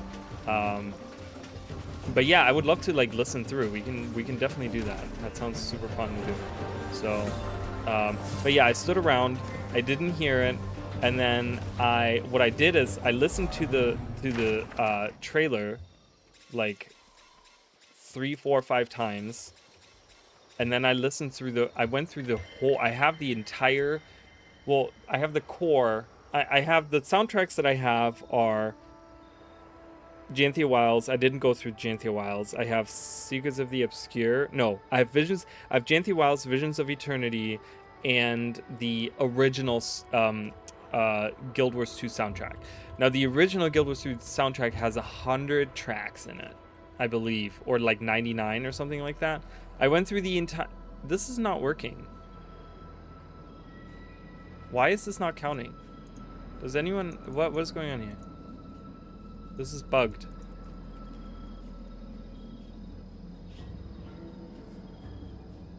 Why is there a big arrow here? You guys can't... Guys, look at this. What is this arrow? Why is this arrow here? What is going on? What is this arrow here? Does it... Hello?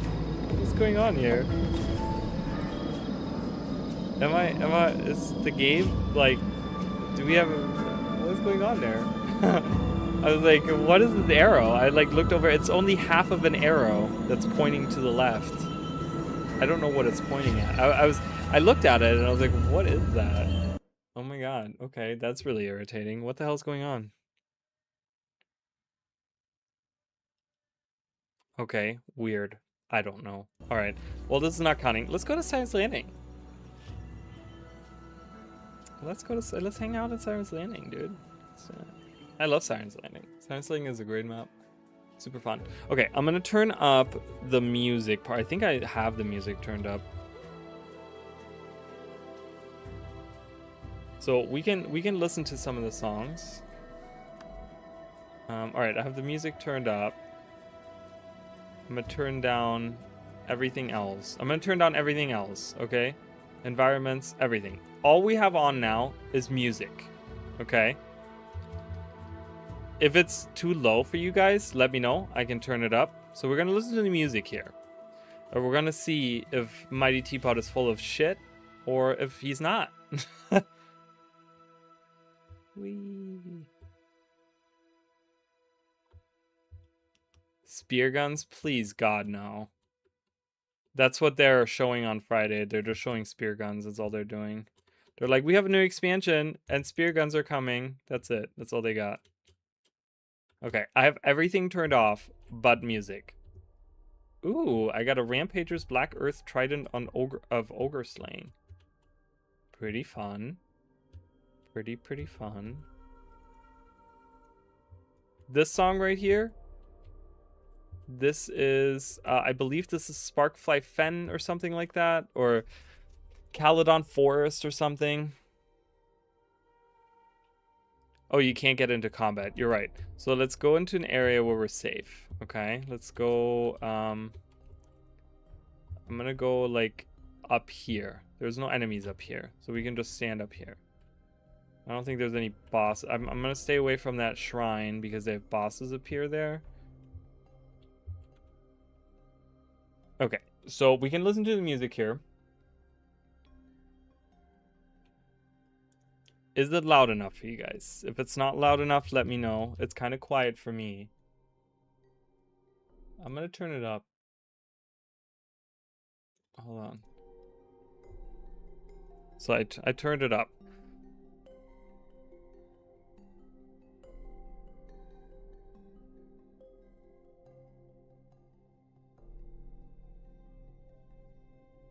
What is this effect under me?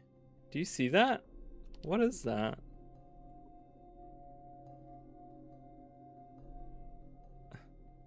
I mean, it's really pretty. Is that? What is that? So this is one of the core Guild Wars 2 soundtracks.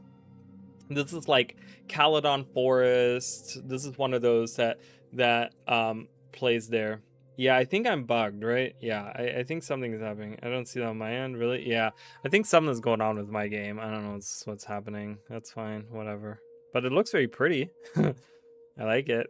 It's a cool new infusion effect right there, ArenaNet. Go for it. Okay, the song is over now.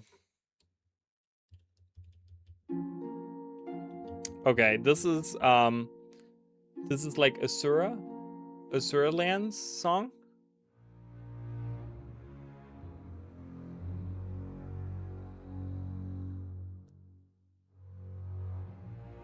I want to hear all the tracks though.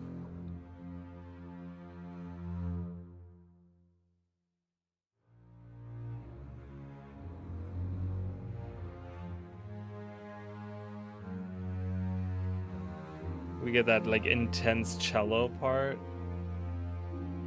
Why use tactics like that? I'm telling you, I have a feeling. That's a great song. I love this song too. I'm telling you, I have a feeling, I talked to my sister about this yesterday. I have a feeling that Mighty Teapot has some kind of insider information. And this is not me starting rumors or anything like that. I'm just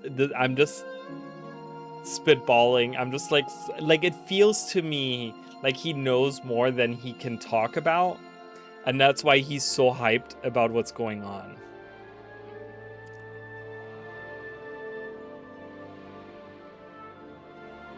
Why do we have this mini Asura here? Look at this. Look at this tiny ass Asura. What is he doing?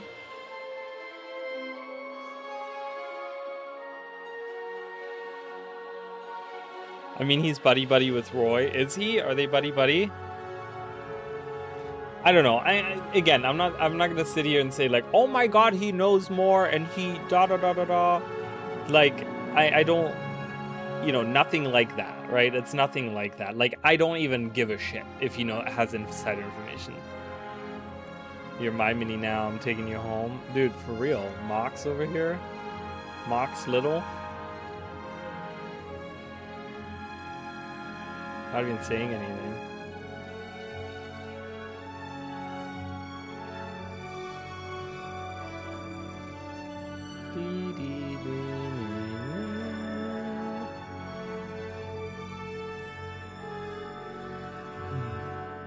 But yeah, I don't know. It just feels to me like he knows more. And that's why he's like hyping up. Because in the video that he released, and I spoke of this recently too, in the video that he released where he's like, oh, you know, they're doing Guild Wars 3 or whatever, blah, blah, blah, right? He didn't provide any evidence whatsoever that he thinks like that proves Guild Wars 3 is coming out. He's just saying, they haven't announced an expansion yet, it must be Guild Wars 3 is coming out. I'm like, bring me from point A to point B, please, because you lost me way early on. It's Moxie? Oh, it's Moxie from Discord. Really? Oh, I didn't know that. Did Moxie say that? Do we know that? I don't even see Moxie here. Sorry, guys. I'm really bad with names unless I see them all the time. Moxie from which Discord? From our Discord? Are they named Moxie? Because there's no one with that name in my Discord.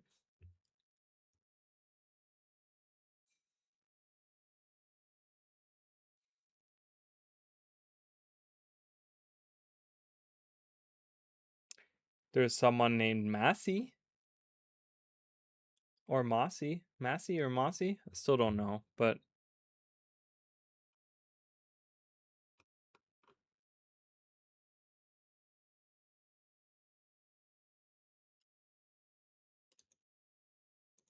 But yeah, it was just kind of weird in the video, right? Oh.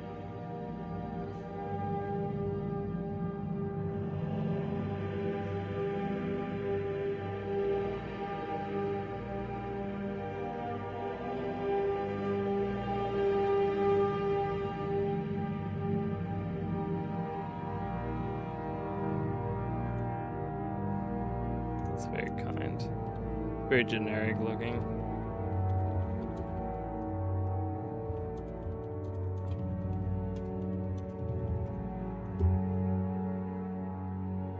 Yeah, I kind of went with an assassin look for sure.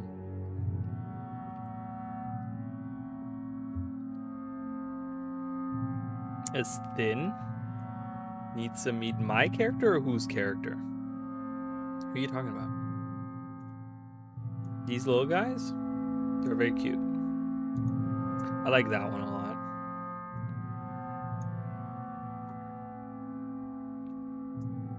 In my character?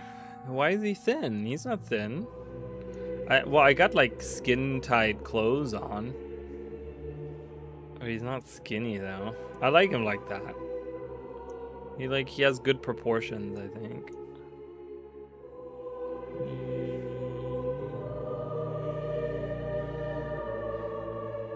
He looks thinner. I mean, well, the thing was with Sylvari is they have these weird proportions, and the females have like hips for days. And that's, I think, one of the things that I don't like about Sylvari is that they have these like really kind of skinnier upper bodies, but then their hips are just like giant. And I'm just like, oh god, I don't know. It's just, there's something about that where I'm like, eh. The hippiest? Yeah, I can see that.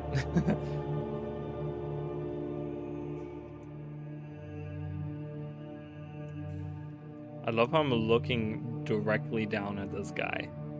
Like, look at this. I'm like, yes? What can I do for you? So that is also not the song. I'm just saying, we're gonna hang out and the song is here. You know, if the song is here, it'll play.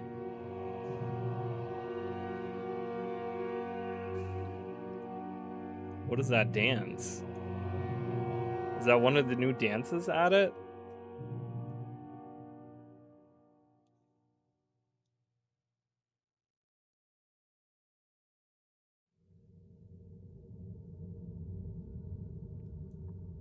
But I want to hear the Hope Falls, which is like the closest one. Oh my god, that's the Possession one. Do I have that? What is it called? What is it? Possessed? Oh, possessed. It is. Oh my god, we're being possessed. Yeah, what is the other one? There was another. What's the Super Saiyan one? Do I have that one? I don't think I have that one. I have the Shiver one, I think. I don't have the Shiver one, actually. Literally tells me, unlock the Icewood Saga episode 2 Shadow in the Ice. Oopsies! I like the rock out ones. Oh yeah, the one that Mox is doing, that's the one I'm talking about. The rock out is good.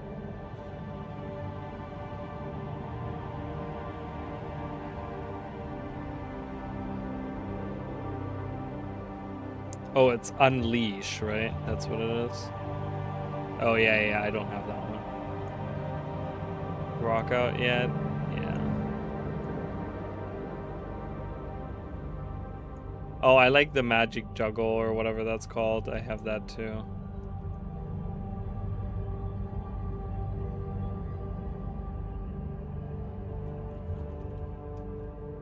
Shrug.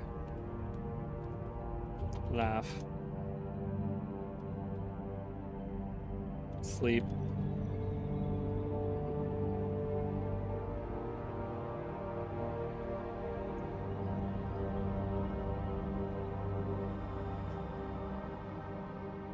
Oh, the flex emote. Do I have that? Did I buy that? I don't think I bought that yet. Yeah, I don't have that yet. I could get that probably soon.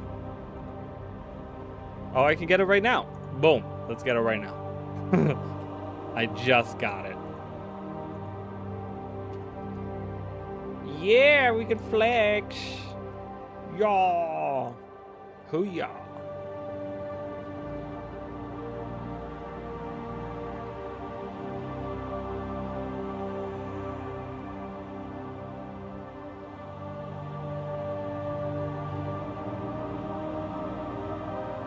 This is like the OG or music.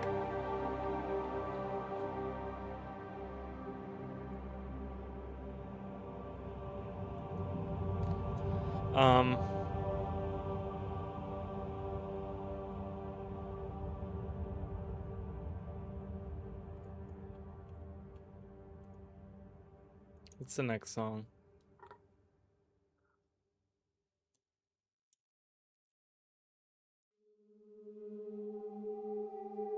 Oh yeah, that's I think this is called like Straits of Devastation or something.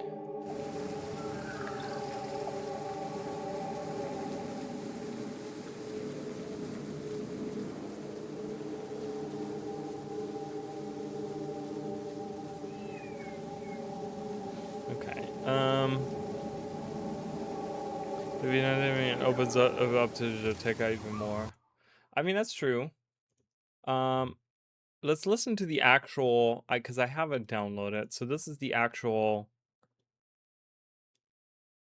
You'll hear it, I think.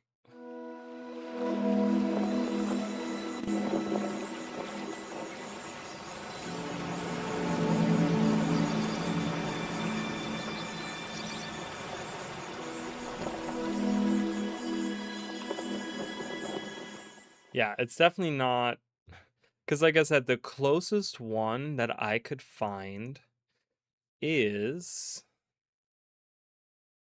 Hope Falls, which is this.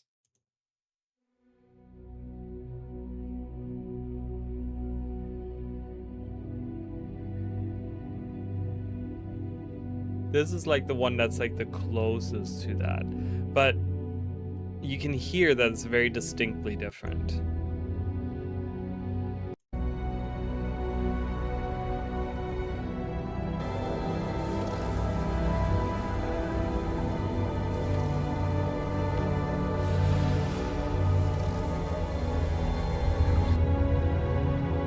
But yeah, so this is the one that's probably the closest, which this is Hope Falls. We've all heard the song before, right? But yeah, when we listen to the actual song again, it's not, this is not anything in game. Just the way that the notes are being played, you can hear it, that that's not a song.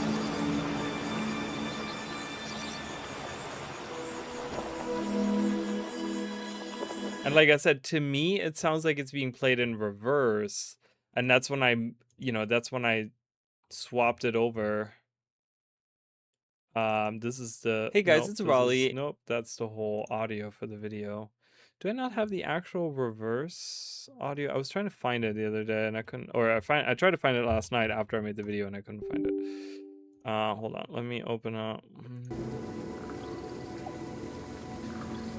Maybe they warped it. And that's kind of my thought process behind all of it, right? Because people, people would be like, well, what's the point of you reversing this? It's like, because I feel like they're leaning into this. Like maybe the song is supposed to sound like that because they're utilizing reversing a song. Okay. Okay, that is called Guild Wars 3 song reverse. Preview reverse. Right there, there it is. So this is the reversed.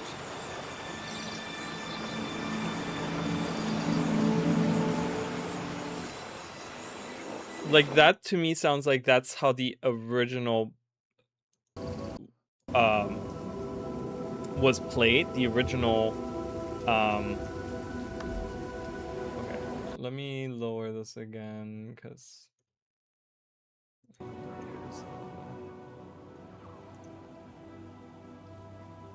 Finally, Origins is somebody they usually hear us out. I mean, that's what I'm thinking, right? Like, is that what they're doing, right? We can do events here, actually. Let's go do events. Maybe these will actually count for events. Let's go down. Let's go over here. But yeah, I don't know. That's what I'm hoping, that this is maybe a little hint as to, yeah, we're manipulating the music because we want to showcase. Ooh, we can do the spider. The spider. Because we want to showcase that we're doing something different, that we're dealing with like a different thing, that we're going into the mist, that we're doing that, right? I don't know. We'll have to wait and see. I'll have to wait and see how wrong I was. Here we go. Oh god, there's nothing to hold on to. Nothing to fly through. Whee! Unchained spider, here we come. Do do do do. I would love to get. Oh, I didn't know you could fly through the top. Interesting. I was like, how the hell did you make that through the ceiling?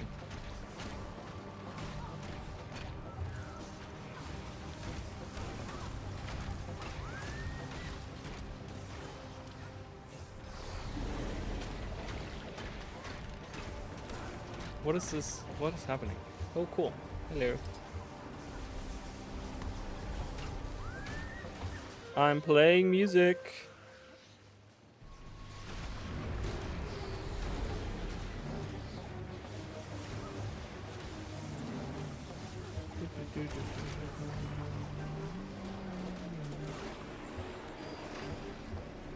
Ooh, another song. Oh no, this is the same one. Ooh, Orichalcum.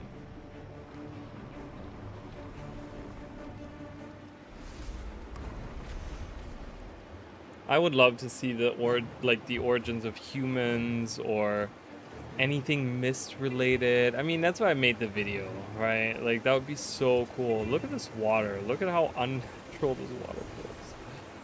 It's so funny.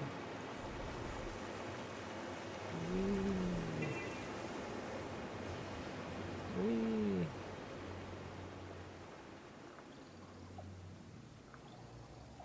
But yeah, learning about the history of humans and the gods and all of that, right? Like, that'd be so cool.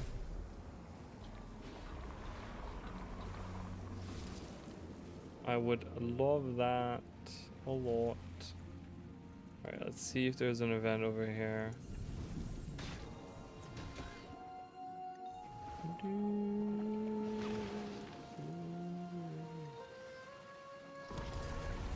No event here.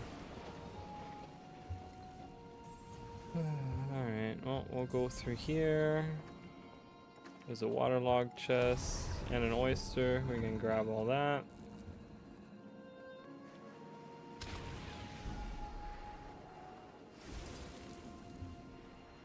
Another oyster over here.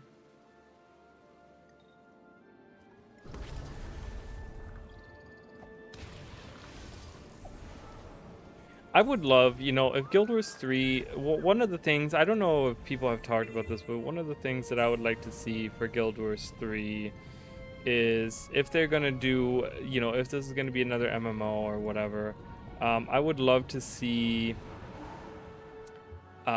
just like a,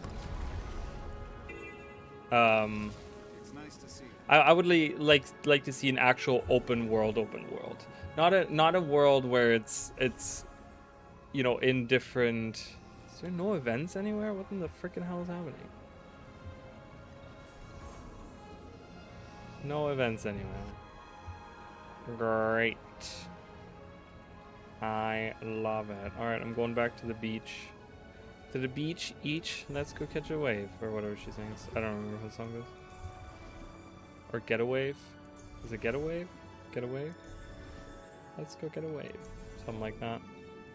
Anyways, I would love I would love for it to be an actual open world, not have it be like air, you know, portals in between. I would love to see like an actual, just like a huge massive world that is interconnected and that doesn't have like, you know, it's really jarring when you look at something like this where you can see like, oh, we have a box here, right? We have boxes of things, right? Where you can see the like mountain ranges, you know, splitting off the areas. Something's going on with my game today, I swear. It's not working properly. You know, it's really rough to see this, you know. It's just, it's really like, you know, this wasn't there before, right? So it's like, I mean, here I get it because that's the wall, so that makes sense and I'm totally fine with that. But you know, these unnatural, like, see, like this won't even load. Like, what is going on with my game today? Starships are meant to fly and touch the sky. Oh, there's an event happening here. Maybe? Gonna happen soon, maybe?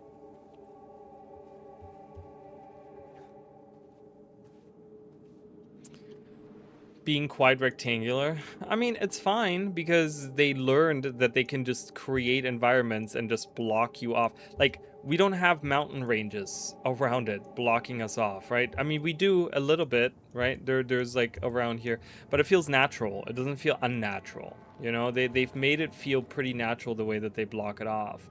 And they just, you know, with the waterways where they're just like, oh, you're gonna get pushed back if you cross this line, right? Like, you know, same with Janthia Wilds and those maps, right? They started learning how to do this where, you know, you could technically cross over here, right? You can see other environments. It's not mountains here, right? But as soon as you cross over this line, they tell you, oh, we're gonna get to teleport you back, which is such a better way to treat this, right? Because they did the same thing here. I mean, they did the same thing all along here, right? Or no, that's not even where the map ends. I don't have the full map actually explored on here because it ends like right here or something. But yeah, as soon as you cross over, they tell you like, hey, no, you can't go that way. But it doesn't feel unnatural to have mountain ranges. So they actually kind of solved some of those problems. I still hate that it's disconnected from the other two maps. I wish they were all closer and make sense when we go into. Yeah, I mean, it's kind of weird how we appear. Like, it doesn't make much sense to go into the portal here and then we end up like here. I think that's where we pop out of. That's the path, right, that we take. So you pop out like at this tree over here. Okay, why wouldn't you be going from here to here, or even like here, right? You could see, I mean, if you walk this way, I mean, you know, they could have used anything to justify it, and they didn't do that, and it kind of bothers me a little bit. Because they could have said, oh, well, we have to take the river. You know? Like, they could have said, oh, well, we want to take the river, and then here was like a thing, and then whatever, right? That's where we ended up, or whatever, right? They could have said that, like, oh, yeah, we have to take our skimmer through the jungle, or something, right? That would have justified it. But I feel like here's the portal, you go in here, and if you're wandering through, I mean, you're not going through the water the whole time, right? So you're probably walking along here. So if you're walking along here, what is that ad? I just got the weirdest ad on my phone. You know, if you're walking along here, you would be seeing these structures. These are massive structures, especially like this temple with the Spire of Exaltation right in the middle of it, right? Or I think the Spire of Exaltation is actually right here. You'd be seeing this from over here, right? So it's like, why would you continue journeying all the way down here just to get here and then journey there, right? Like that doesn't make sense. It's the same with like, one thing that really bugged me about Mount Balrior, right? Because you enter it, you know, like up here, and then there's this whole path here that they show on the map that you don't ever walk, and then where do we end up? Right here. That's where we start. I'm like, it would have been really cool to have this actually be part of the map, right? You outline this all, right? And then we go straight up the mountain. Why couldn't we go from here to here? I don't know. It's a little boat trip, black fade out. Yeah, to go across the to go from here to here. I mean, that kind of makes sense though, right? Because you go from the nearest area that has some kind of water access, right? Which is right here, you know. I mean, this is, you know, this is where boats would be. Like you could say that the Kodan, right? Their harbor is here, right? They have access. They go here. This makes sense, right? They would be going here because this is where it would end up, right? And so they could take their boats up here, and from there they would be going here, right? Because that's where we end up. Is like we end up, you know, like down here or whatever, and then we like walk our way up, you know, whatever. So that makes sense to me, right? I'm okay with that. That is, to me, makes sense. You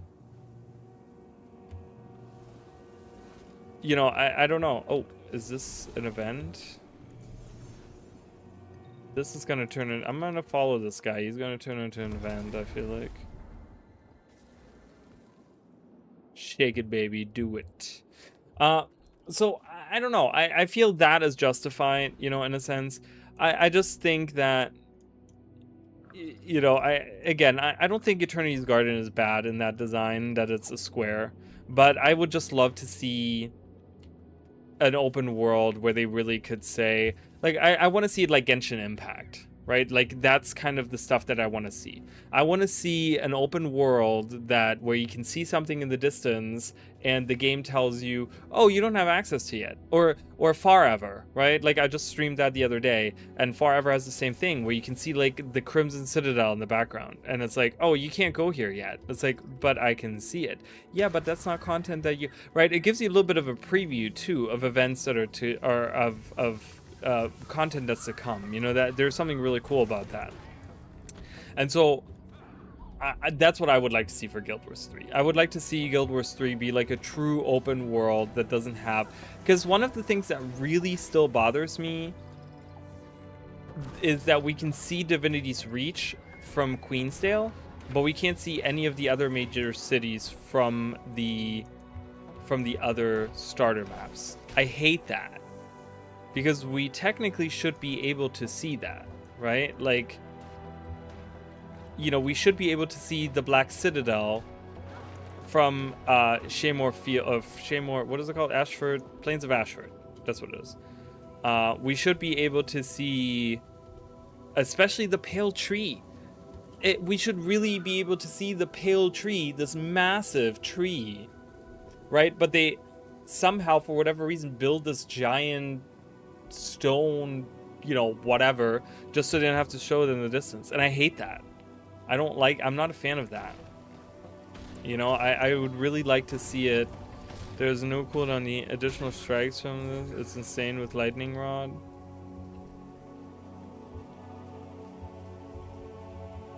Prime your Lightning Rod to deal damage to nearby enemies.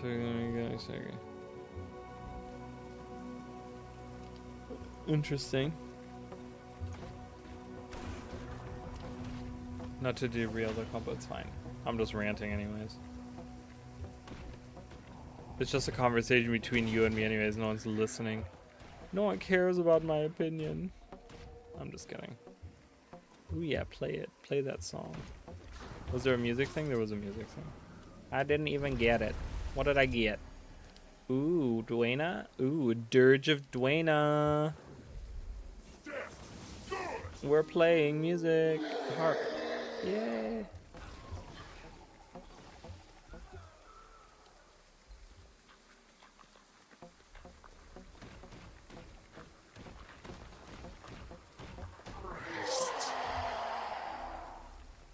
Nice.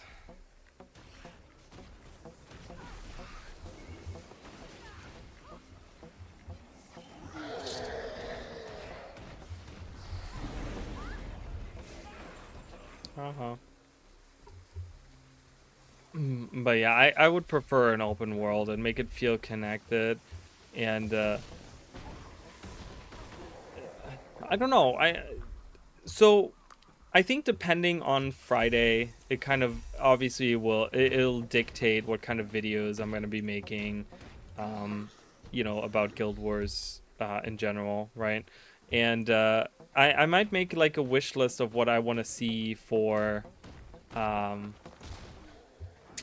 Wars 3. If they announce something like, hey, we're doing Guild Wars 3, or they're doing something, you know, I might make a wish list for Guild Wars 3 soon. If not, I'll wait on it and make a wish list for Guild Wars 3 at some point. But yeah, I kind of want to get my thoughts out on it, because I think that I think a lot of people, again, they kind of forget a little bit about dynamic events maybe sometimes. I think dynamic events are very important, and I think not enough people talk about it. You know, the open world. People saying it's going to be PvP, world versus world focus also make me cringe, and you know, just focus on it no matter what people want to think. Yeah, I don't, and I wouldn't trust them to make a good, you know, they tried to go into esports and they couldn't make it work, right? And so it's like, I don't really, like, PvP has been kind of messed up for a while now. I wouldn't trust them really to, like, I'm not saying that they're an incompetent company. I just don't think it's a company that should do a PvP game. I mean, if they want to do a PvP game, they would have to solely do a PvP game. But they must realize that their player base is mostly PvE focused. You know, I mean, let's be real. Most of the player base plays PvE content, you know. So it would be kind of silly to do PvP. I mean, if you're doing a side game, maybe I could see it. If they're not doing Guild Wars 3, I could see them doing like a spin-off game that's just PvP or World vs. World or something. I think that would be fine. But as the next big game, I don't see it. Let's see. Okay, that's counting. We'll do that. Shattered Ice Ruins. Ooh, one of my favorite jumping puzzles. Hell yeah, I'm gonna do that. Are you kidding? Are you kidding?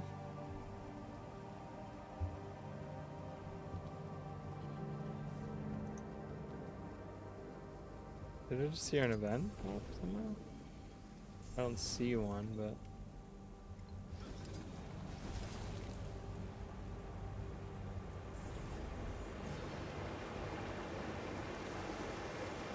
And I want Arena to go back to dual classing. I think I want them to do like a Guild Wars 1 in that aspect. I don't know if I'd want it to be a I don't know if I'd want it to be a group focused game like Guild Wars 1. But I think I like the idea, because I honestly think, you know, I haven't done another video of it, but I think that I still believe that the elite specializations are dual classing in Guild Wars 2. And so it's kind of like ArenaNet tried to get away from dual classing and still ended up doing dual classing nonetheless. So I think that, ooh, perfect. We have the events for the shrines happening. Let's go. Let's do it. I'm gonna hang out at this. Oh, there's a boss here. Oh god, I haven't fought this guy in a long time. Hello, Mr. Lava Worm. We're here to kill you. Oh my god. He didn't like that I said that. Get out of here. Oh, I can't revive you. I sorry.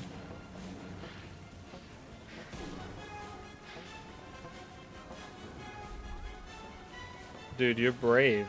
How are you surviving the lava like that? Oh, you're not surviving very long.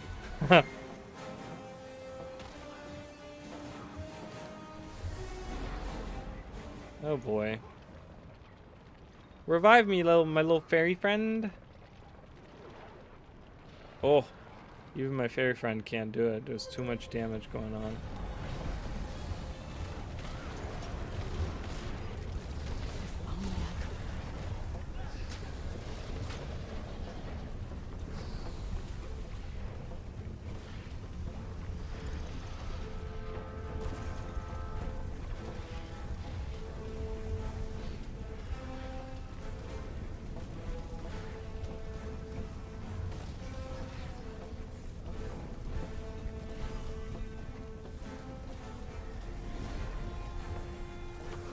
Heal me up.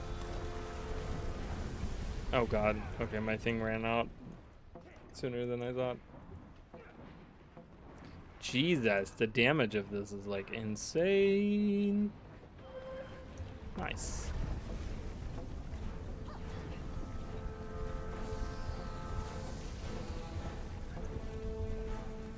I have some protection going, but even that is not doing anything. Heal. Heal. Heal me. Go.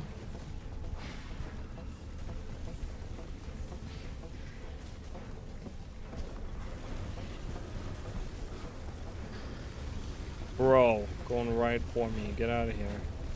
There's other people. Attack them. Yes, there you go. Attack those guys.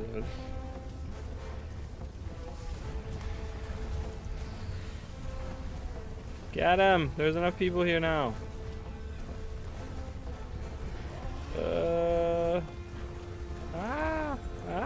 Okay. Oh my goodness. Okay. Alright. Reclaim essence. Let's do it. Slaughter one of these things to release it. Boom. By the king's decree, deliver the essence to the shrine and please the king. Essence. Alright, I'm turning off dynamic. Hate the dynamic. The core battle music is just garbage. It's like, please stop it. No one wants to listen to that.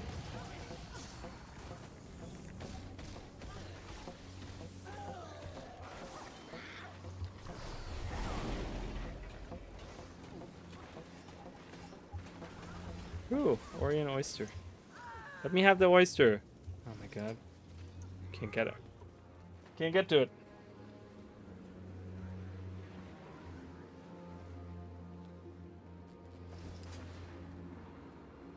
Hold on, you guys. The king's most trusted manservant requires assistance. Uh-oh. Silverback. It seeks to destroy the shrine.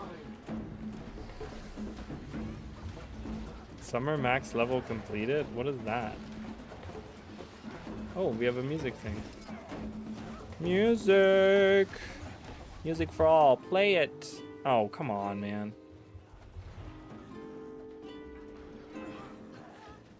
Yay! Everyone gets music! I like it.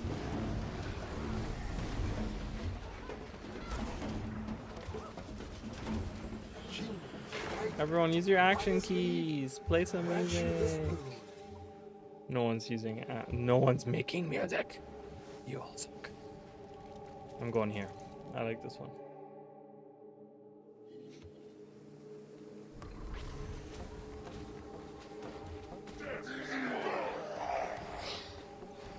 Oh, get out of here. Do we have some essence? I don't see any essence. Oh, nice.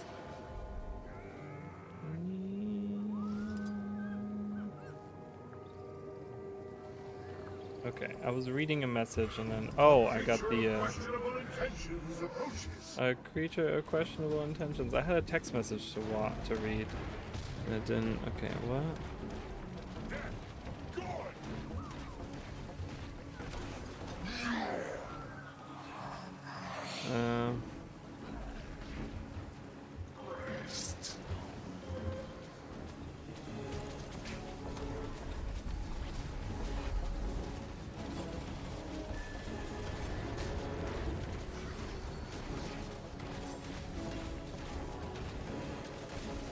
My gratitude knows no bounds, kind champions. You have lessened my eternal burden. So, I grant you this boon.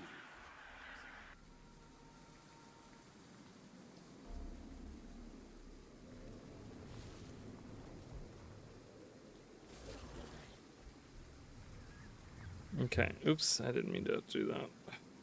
Oh my god. So annoying. Open up. Open up.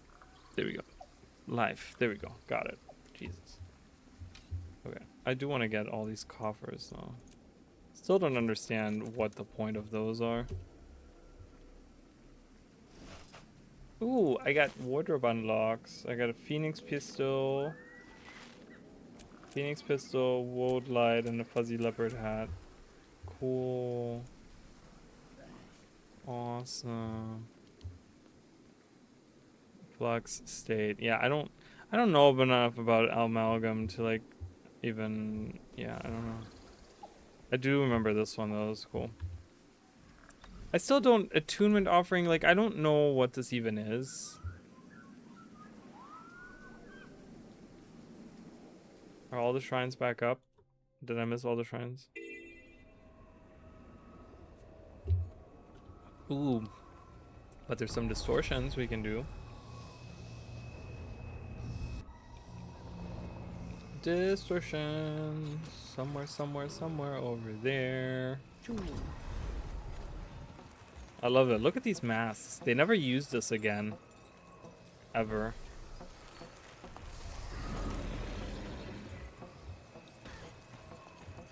Relic of this Hollowsmith. Oh, I love that relic. So you just get like a ton of bleeding out of that, which is kind of nice.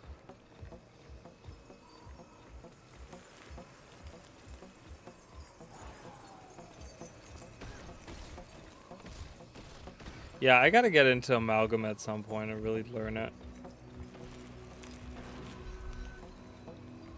Because I didn't play Hollowsmith until last year. And then I played Hollowsmith and I absolutely love it. Hollowsmith is so fun to me now. Alright, where is the other distortion? There it is. I'm coming! Yeah!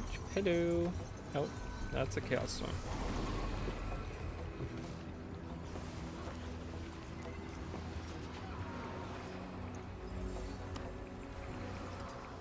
Alright, cool, that's done.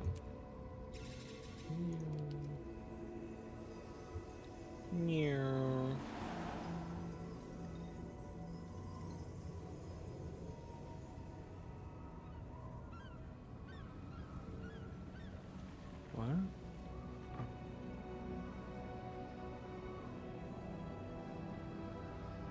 No, didn't get anything. Did I get anything?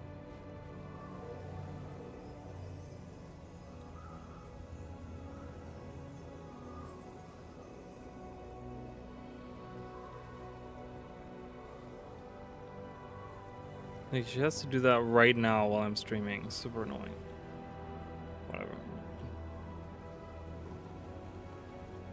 Ew. Alright. Events. So we must find more events. Okay, let's go to the beach. Go back to the first beach.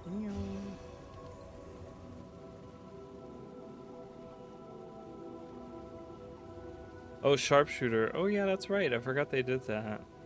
Power converted to bleeding damage. So tons of damage. Oh, that's kind of cool.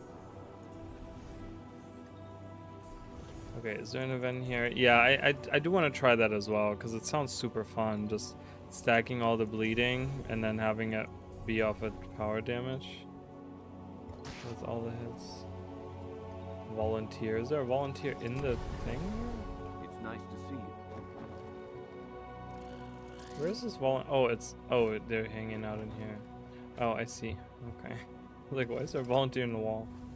Okay, no event here. Why? I don't know. Event does not. There's like a whole event chain. I don't know where that. I haven't seen it at all.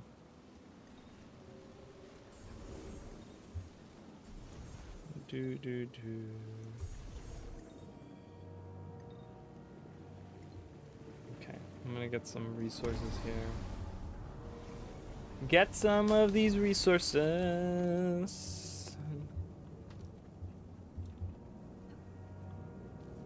What is this dress that she's wearing?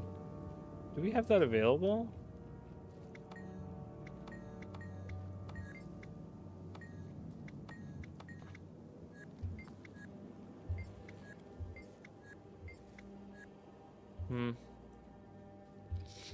Looks cool.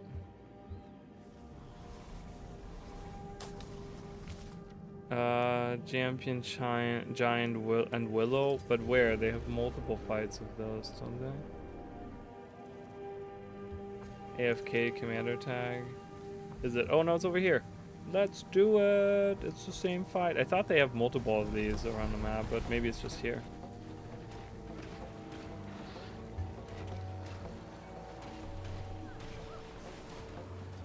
Alright, let's do some this. Let's do some more damage here.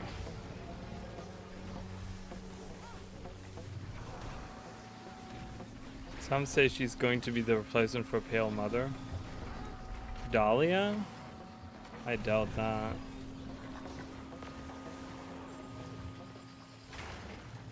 Why? Why do they say that? Does she have specific dialogue? I know there was like a whole there was a whole achievement with her, right? I don't remember what the achievement was. But there was something. Let's see what she says. She's wearing the same sort of dress. Oh, I see. Well, what brings you? Hell, I have something to tell you. Is it about Rose? You found her, didn't you? I did. I'm sorry. She was killed by one of the Ryzen. I told her. She never listened to me. Now she's gone. I should have. Don't blame yourself. Here, I found her journal. You should have it. Thank you. You're kind. Hugging her. Rose is everything. Having this journal means so much. Would you mind repeating what we talked about before? If I rose myself with a smell, I don't mean to cry. Has been missing, so we had to find Rose. She can handle herself. I'd look for her. Thank you. Okay, so that's all it was. Looking for her.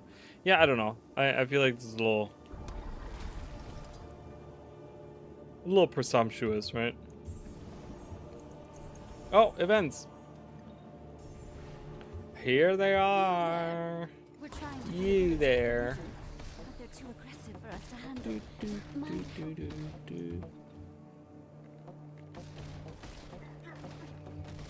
You. This is much easier to work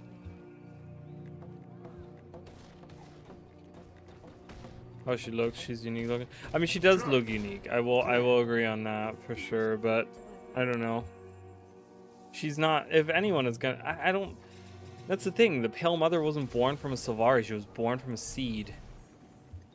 Right? Okay, so we follow these guys. Is it these guys? There we go. Scholar Anka, we follow her. She's on a whole game that wears the same clothes as Pale Mother. Now, you're among friends. I promise. Return. Pa? Die. Here. Shh, easy now. You're among friends. I promise. That should be enough to start. Thank you for your help. I think if anyone is going to be like a replacement for the Pale Mother or like a second coming of a Pale Tree or something, it'd probably be something like Kaith, right? Kaith being so close to Oreen, you know, having access to that kind of magic, right? Oreen could easily supply that magic to her to become as powerful as like the Pale Tree or like as magically infused as the Pale Tree. I would probably see that. Okay, this is too rough around the edges. Well, I think that would probably, that would, in order for her to get there, she would probably have to do some kind of journey, right? She would have to have some kind of, okay, well, I really need to,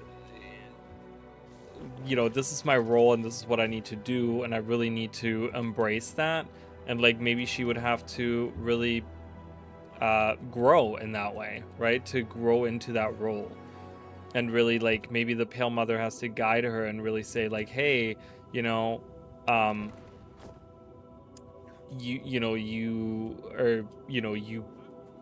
you're a thief, right? Like, that was kind of her profession, was like the thief, right? You're like the rogue. But, you know, you have to learn. And, I mean, I'd love to do an experience where Kaith dies somewhere and becomes a new Pale Tree.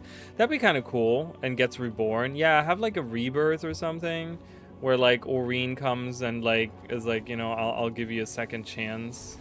You know, like maybe have it where she's like, you know, I have so many regrets and so many things that I did wrong, that I, you know, with Fowlin and with what happened with us in season 2 and like all these different things, where maybe she she's like, man, I wish I had a second chance at life and just do it better.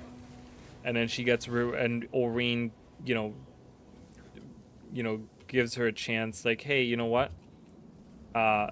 Maybe not as Kaith, but maybe as a second Pale Mother, right? And you can be the mother of new Sylvari, and I'm giving you that, right? She's your favorite character? I don't... It's so hard. I mean, I have a picture of Canuck behind me. You guys can't see it, but it's hanging like right behind me. A huge picture that my sister drew me. And I love Canuck, right? And I love that Canuck is kind of stepping more into the story now and that he's getting a character arc. I really like that. But is he my favorite? I don't know. We are not dark and dangerous. Are we not? I don't know who's my favorite, because for a long time I really, really loved Timey. But I also enjoyed Oreen. I mean, a lot of these characters look very unique. Like, this is a very unique looking character. Right? He looks like straight out of Nios, the way he looks. A lot of these guys look kind of unique. No, that's a very regular looking. These are very generic looking. She looks a little unique, just a tad. Loving the Blossom related to Canuck and the Commander. I like it too, and one of the things, I talked about this a little bit, is that I like that they're giving Canuck like this, he's coming full circle, where he tried to be the hero during season 1, but he did it the wrong way by being kind of a terrorist. He wanted to do good, but he did it the wrong way. And then he got what was coming to him. He got imprisoned, and then, Anise bought his bill, and so he had to fight for her and do what she wanted to. And then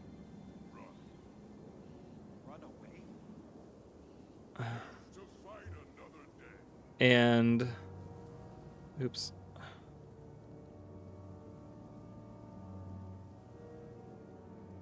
Sorry, guys. And then he ended up going into, pretty much becoming a mercenary in that sense, almost, right? Almost became a mercenary in that sense. And then, there we go. And then, I thought this event would trigger after. There's an event where they escape out of the thing and you have to like kind of recollect them, but I guess we're just waiting around here. And then, after all of that, he's free, and then he kind of does whatever he wants to, and he's like, oh, I want to smell the roses, and I want to go around and explore the world, and he becomes the money making guy, right? He's like, oh, casino and this, and he looks for these like business ventures and goes around and does that kind of stuff. And then now after being around us and seeing how Vlox is kind of doing the same thing he's doing, he's kind of talking about like, I kind of want to become the hero type again. I kind of, I've been thinking about what I want to do with my life, and I kind of want to become the hero type.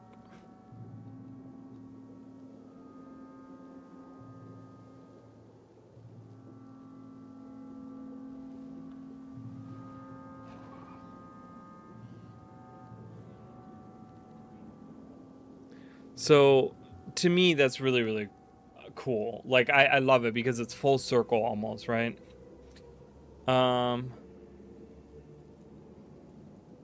Yeah, I didn't like the initial voice that Matt Mercer gave to Canuck. I wasn't a fan of that voice at all. I'm gonna be honest. During when's the first time we hear him? Was that End of Dragons? No, was it? When is the first time we hear Matt Mercer? And I remember I was so thrown off because it wasn't necessarily bad, but it just didn't feel Dragon Response missions. Okay. Yeah. And I like, now that I think about it, yeah, so, And I didn't like it. I hated it. I was like, I don't like this new voice. I'm not a fan of this at all. But now, I think now he's really kind of gone into it.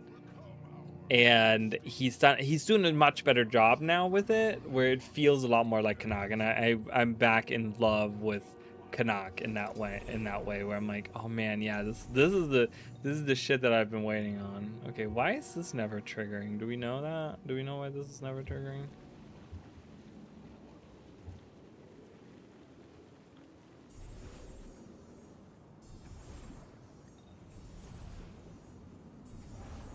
All right, I'm gonna go around. I don't want to sit here and wait on it anymore. Do.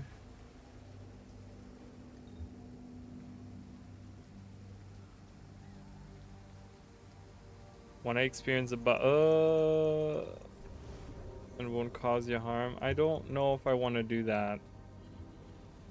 Just because you know, exploits and streaming and being an ArenaNet partner, I don't know if that crosses the line, so I'm gonna say no. Because we're explicitly told not to do anything like that.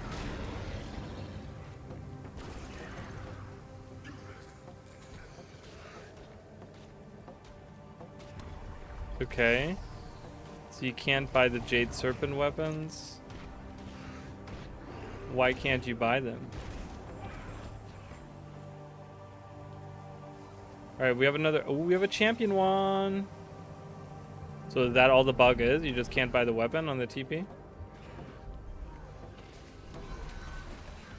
What if only I can buy it? Oh my god, that was way too much damage. Entirely too much damage. I mean... The trail of fire right here, you can see how much damage it did. Fire trail does way too much damage.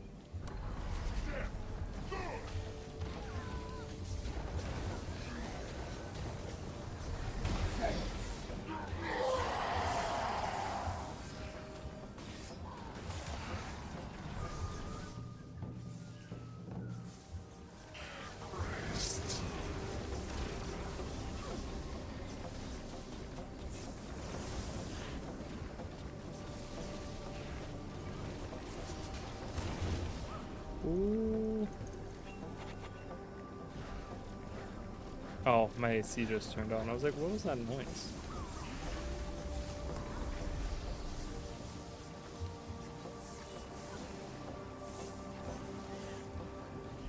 Oh, they changed. Why did they change that, though? That's kind of weird.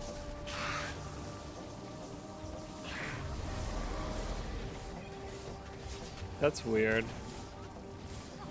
What is it called? The Jade Serpent? Jade Serpent.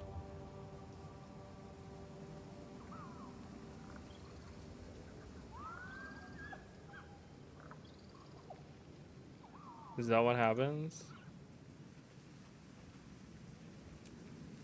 Where do you get these weapons?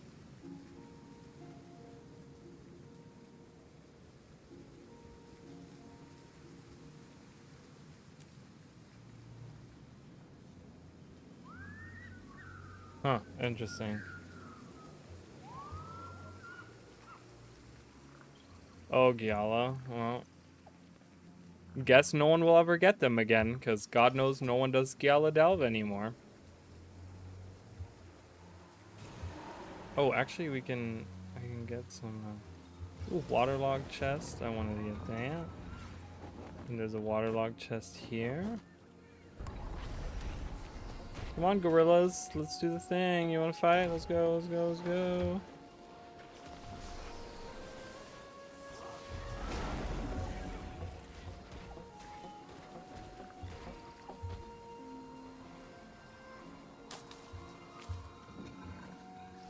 Meow.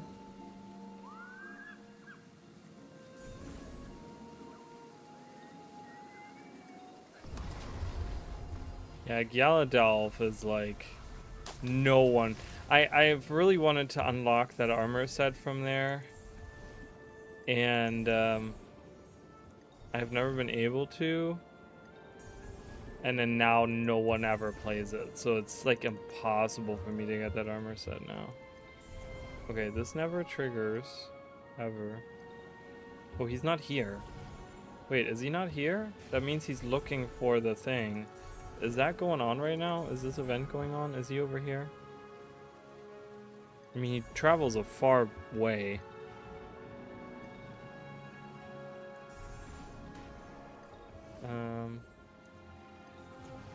No?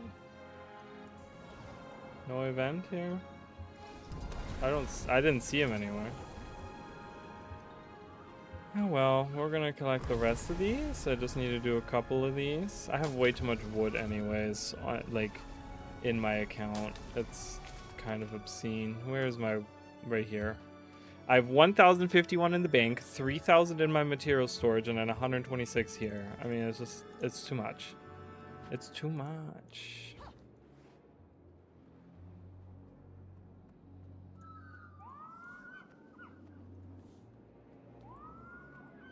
Ooh.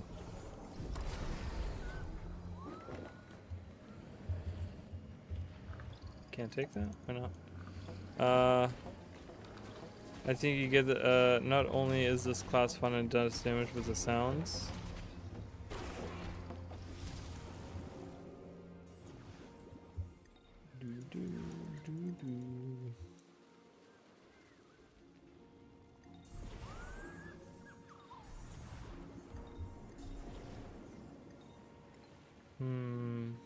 Where's the guy? There's usually a guy here. Is he just not here? No events.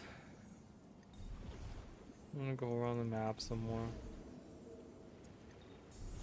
Whole goddamn forest. I mean, there's a lot. There's a lot of wood right there. Like, if you ever need to go chop any of that, what is it called? The any elder wood, that is the place to go. Like right over here at the Merciless Shore, right here. There's like 7,000 things. Same with Luminary. Yeah, I need to kind of go to animations, sound design on that. Yeah, I need to kind of I don't know. I tried Luminary. I just couldn't get into it. It's just not for me, I don't think.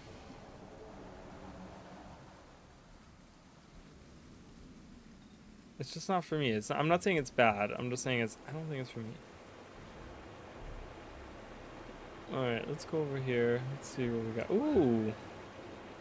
We have that event for the 17th time today. Let's do it.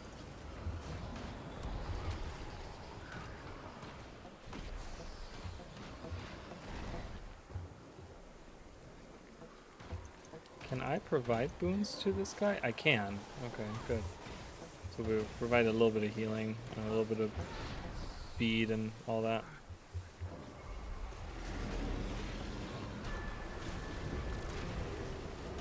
We go, go, go.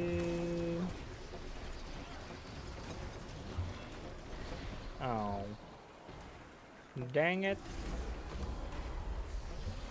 Gosh, dang it. Nice. Alright. Perfect. Done. We did it. Our weeklies are finished. I still want to do some. I'm gonna do the jumping. I'm gonna do the jumping puzzle. Oh, the Mesmer Spear is beautiful. Yeah, it is. It is really nice. I like the Mesmer Spear for sure. For sure. I'm in combat. Of course I am. Why wouldn't I be? I'm only trying to map travel, and anytime I try to map travel, I go into random combat. I'll be on top of a mountain, and all of a sudden there will be a griffin swooping in, putting me in combat. For no apparent reason. Oh, this guy looks really cool. Oh, he's just wearing an outfit, right? Yeah. I think that's just an outfit. I think, right? I don't know. Taking a picture.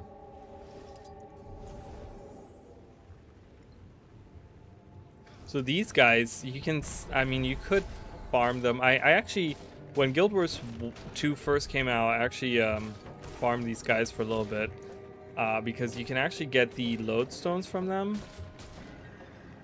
They don't really drop. They're easy to defeat, which is nice. They drop semi-regularly from them, but you can get the frozen lodestones or whatever, and those are pretty good money. So you could farm them for like money and stuff. And like I would go through here and farm those guys. But yeah, as you can see, I didn't even get one there. There's a bunch more if you go like across the side. I think there's like a bunch over there or whatever. Whee!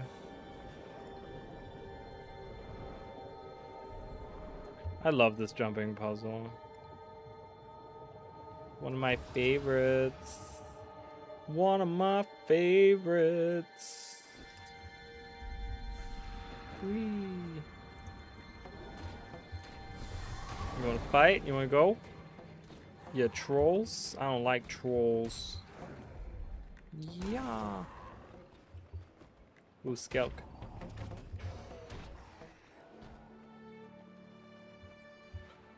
Hoop, hoop. Ooze. Ooze everywhere. I just cheat. Well, you know what? Cheater. Do you eat pumpkin, Mish? Because you do now.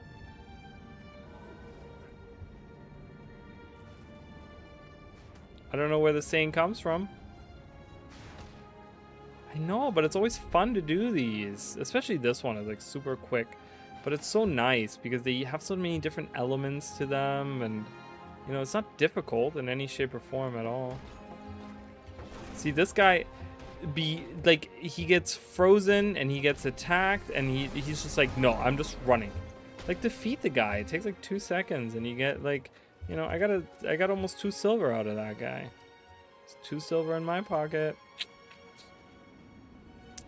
Ta-da! The grand chest for me. Ding. Love pumpkin pie, pumpkin seeds. Nah, not for me. Not for me, my friend. Events in Mount Maelstrom. Mega Destroyer or Mount Maelstrom. I'll go to Mount Maelstrom. I like Mount Maelstrom. Mount Maelstrom is one of the I don't know if it's one of my favorite core maps. What would be my favorite core map? I don't know. I couldn't tell ya. There's so many of them, and I like a lot of them for a lot of reasons. I can tell you the ones that I hate really easily.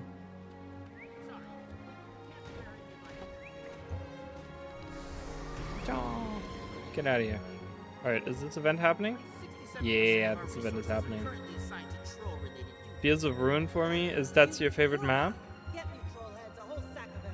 Fields of Ruin is nice. I like it. Alright, let's go. Let's go. The Zelda reference alone is enough, but I just like Ebonhawk. What's the Zelda reference? Oh, the chicken? The chickens?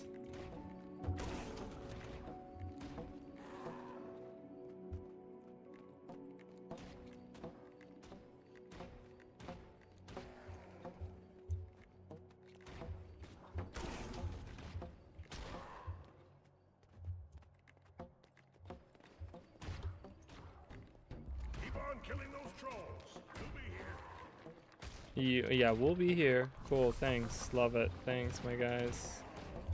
Thanks for helping out.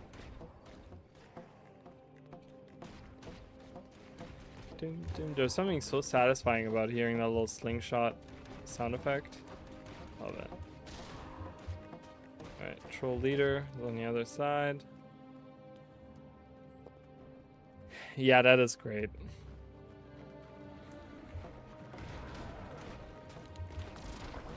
Uh-oh. That's a fine scuffle. Well, best get back to the commander and report in.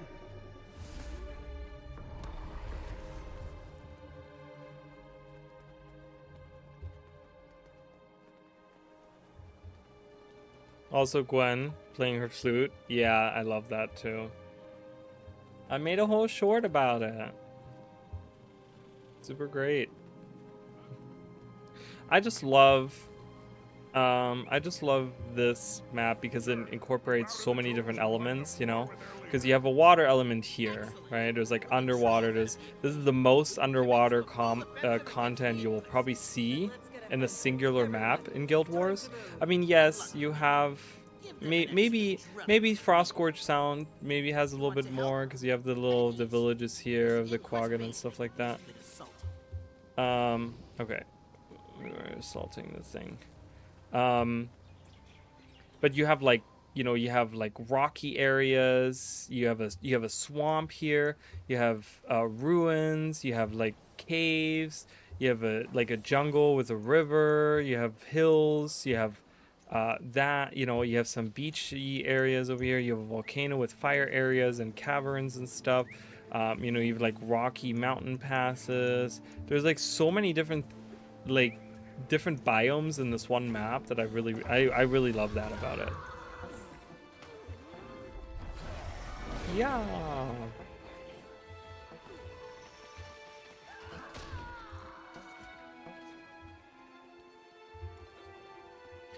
Two boss metas, Golemar, yeah, and the fire dude and the volcano mega destroy, yes. Yeah, it's a big map, and it has, I don't know, it's one of those, in my regional lore videos, I talked about how it's kind of a supporting map, because it, rather than introducing new struggles, it serves to continue some of these stories that we've been introduced to, like the Inquest and the Vigil story, and, you know, the Risen, kind of introducing those a little bit more, you know, because we've already seen them, but kind of seeing them more hands-on and in the water and around the water, because, you know, up until that point, we've kind of, yeah, we've seen them like up here and whatever, but there wasn't too many Risen. There was some Risen down here, but there was more like about Inquest and Pirates up here. And then as you go down, this is when you encounter the Risen, and then obviously this is the whole Risen map, right? But this is in contrast to this. So you kind of get introduced to the Risen thread here, and then this serves to kind of flesh that out even a little bit more. You know, it fleshes out the Sylvari in a lot of ways, because a lot of the Sylvari here are looking to, you know, kind of just like build these bases and stuff, and you know, like here on Judgment Rock, they try to just, you know, save the world or whatever in their own little, you know, do the wild hunts and do those things, right? And so it's just kind of a supporting map. It doesn't introduce its own, it doesn't have like really its own struggles. It kind of goes to further the other things. So it kind of, I think a lot of people sometimes forget about Mount Maelstrom in that sense, because it's one of these transitional maps that leads into ore as well. It kind of serves to be, you know, I talked about in the regional lore how it kind of serves to go, you know, this is where we start attacking, like all of the 5 races, you know, they come together here, you know, they here's the crossroads, and then where do you go from there? Well, you go south, right? And you go either along here or along here to ore, right? So it's just like, oh, we're almost at ore, kind of this is the final frontier before we go into doing that. All right, so there's going to be a lot of events here now. We'll hold this area so we have a quick escape route if needed.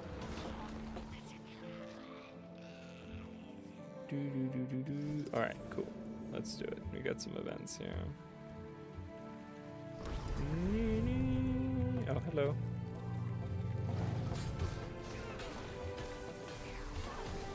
Incorrigible twits! Take this! Take this.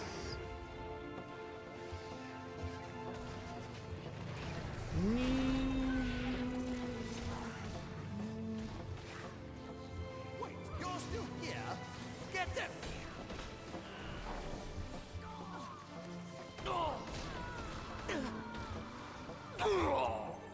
All right, Cool. Perfect. We have the golem here.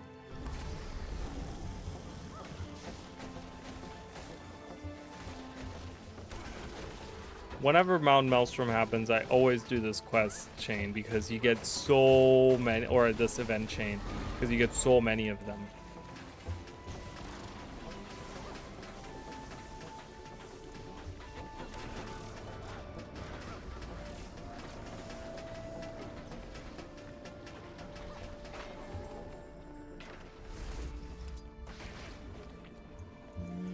I'm going around the outer.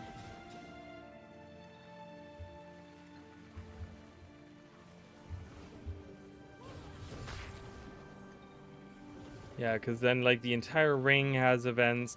So you start there, you get 2 events here, right? Then you go here, you get the 1 event escorting them here, and you get all these events in the ring, and then you get an event in the middle too.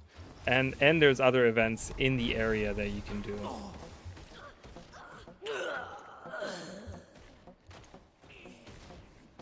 So there's a lot, like if you ever need to do that, I would just wait for that quest chain to pop. Or that event chain. I keep saying quest chain. Do do do do do.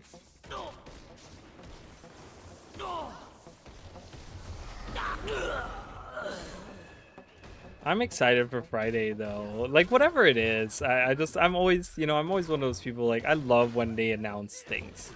It doesn't matter. Like, I just don't want it to be disappointing, obviously. You know, I want it to be, like, a really good announcement. But I always get, you know, I still have that, like, I'm a kid at heart, you know. Like, I think back, and I talk about it a lot, actually. I talk about, like, my experiences with, like, E3 and things like Operation Rainfall and stuff like that.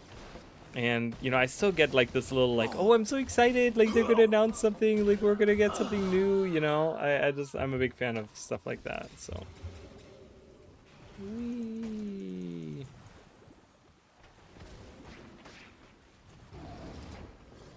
Ta-da! Protect the batteries. I'll just go for help. Yeah. Go for help. We'll destroy the batteries.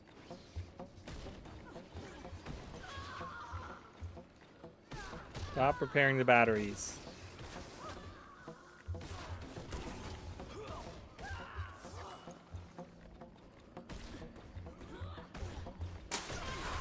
Oh my god, there's so many. Yeah, I know, I miss E3. But now we have the Game Awards, right? The Game Awards have kind of taken that over. And I think they've done a pretty good job, right? We've been getting a lot of announcements at those, and we've had some really cool guests there, and we've gotten some good trailers. Oh, you don't... Is that the guy? Is that the guy that does the thing? Impudence! You fools! Do you have any idea what you've done? Why does he sound like that? Why does he have such a distorted voice? So weird. You don't like him? Why don't you like him? What don't you like about him?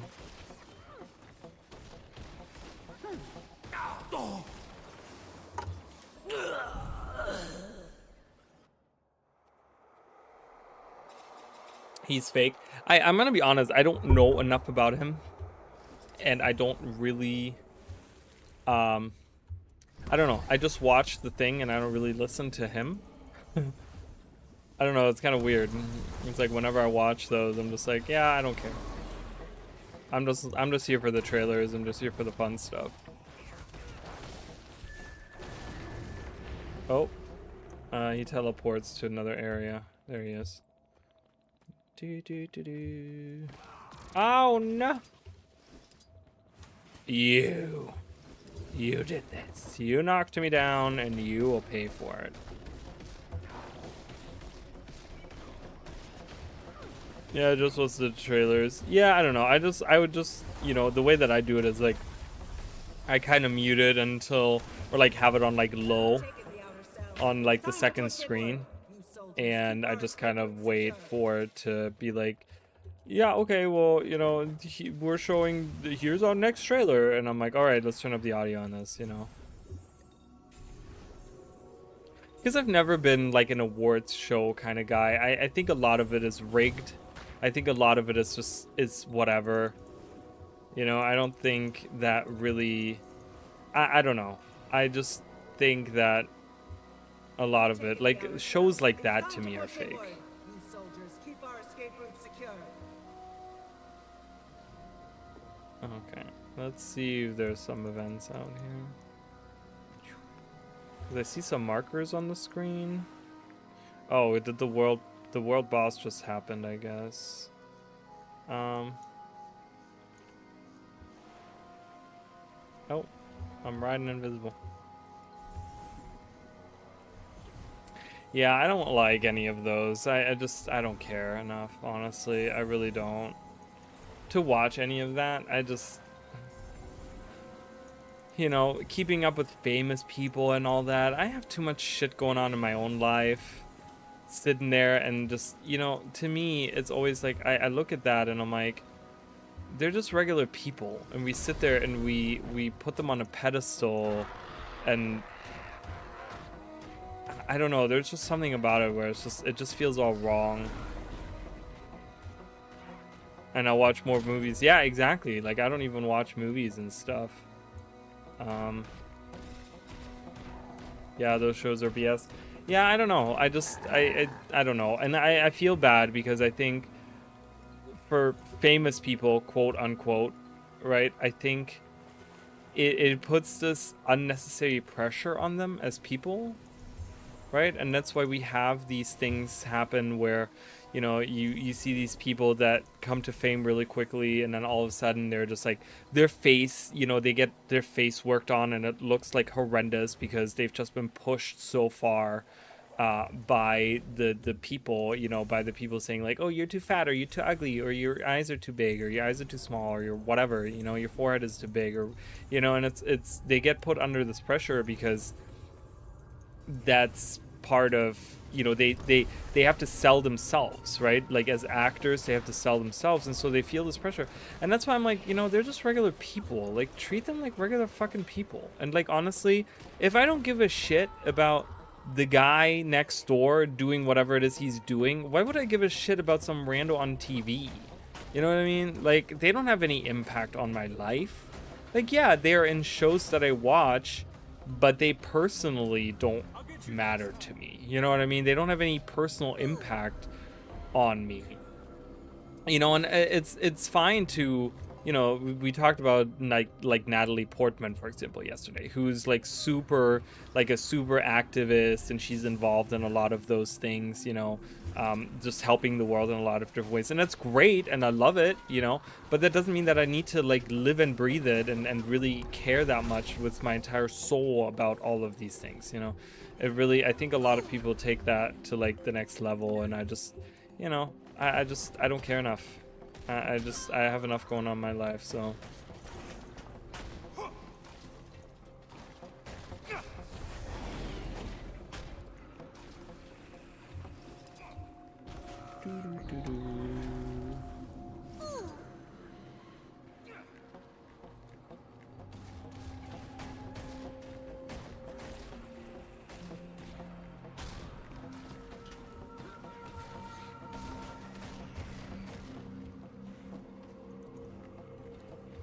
Yeah, and I think, like, you know, like Robin Williams, for example, I think that's a great example. Like, you know, I was so sad when he passed because, you know, Genie, like Aladdin, was such a huge thing for me as a kid, and obviously there's like there are certain things like that, you know, and I think he was a great person, and it's really sad, but I just think that, you know, we you know, I'm not saying that you know what I mean, but it's just, I feel like a lot of people just get so, you know, they think that their opinion is valid, you know, and that they need to sit there and dictate some other person's life because they watched them on TV on a show one time or whatever, you know. It's just like, ugh, God, get a life. Figure, like, do something else. If you have that much time on your hands, do something else.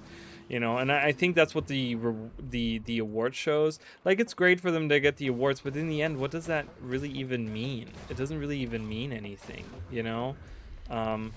Like, I enjoy people for the movies that they've done, and I appreciate them, but again, they don't matter that much to me that I wanna.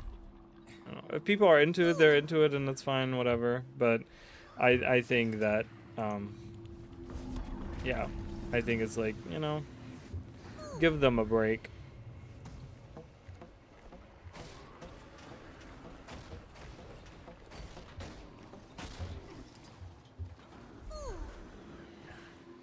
Do.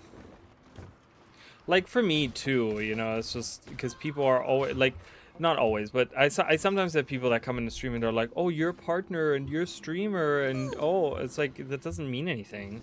I'm just a random schmuck, dude, that just like has too much time on his hands and makes random Guild Wars videos. Like, you know what I mean? Like, yeah, I love hanging out with you guys, and I love talking to you guys, and, you know, I love having the conversations, obviously, as you guys can tell, but, you know, it's just like, I'm like, don't put me on a pedestal because of that. God knows. I'm not special in any way.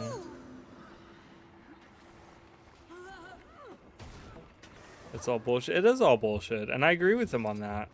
You know, it's a piece of metal, like, you know, piece of metal. Cool, awesome. Like, I could technically recreate that if I get enough gold or silver or whatever it's made out of. Alright, time to collect some Breeze Rider essences.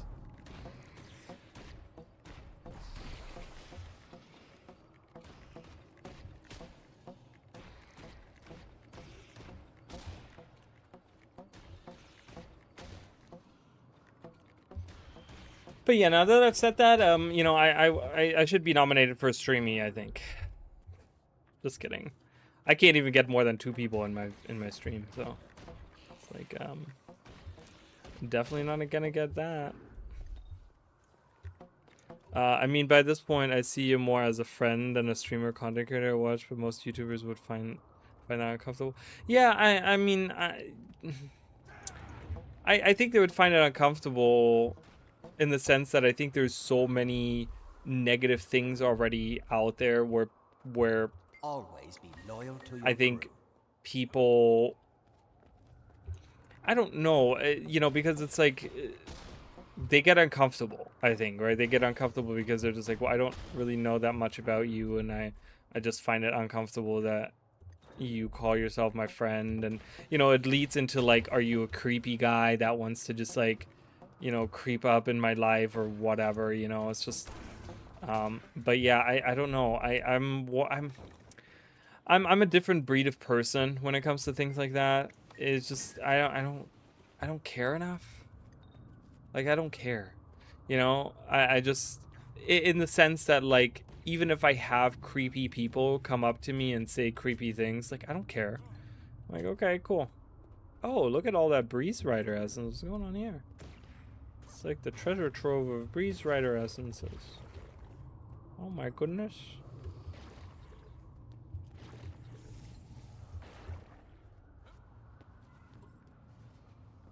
So. Time to deliver the goods.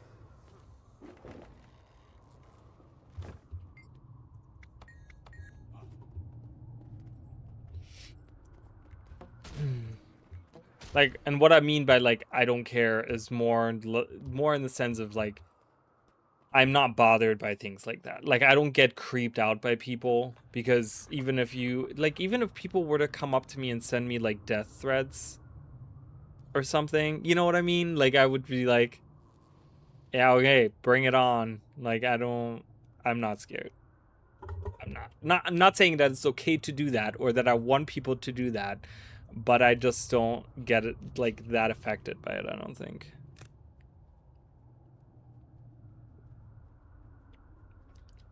Oh, is that where you were using the gun? Well, that's okay. Just one question. Wouldn't the essence of that help you more? The essence of what? By the eternal alchemy. What is that? I don't know, but it sure seems happy. No, stay away.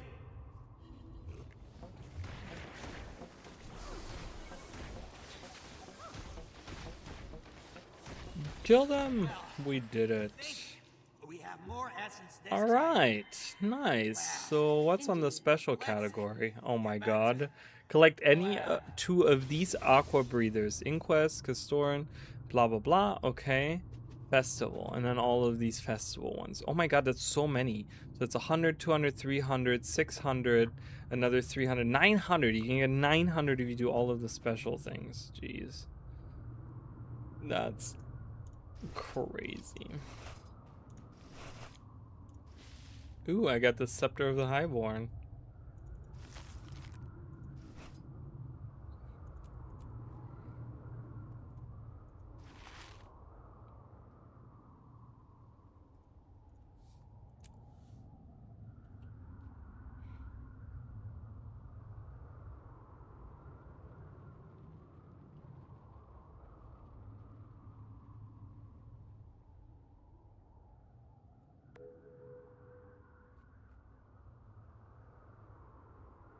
Chromatic shortbow. Chromatic shortbow is great. I love the chromatic line. I think they're great.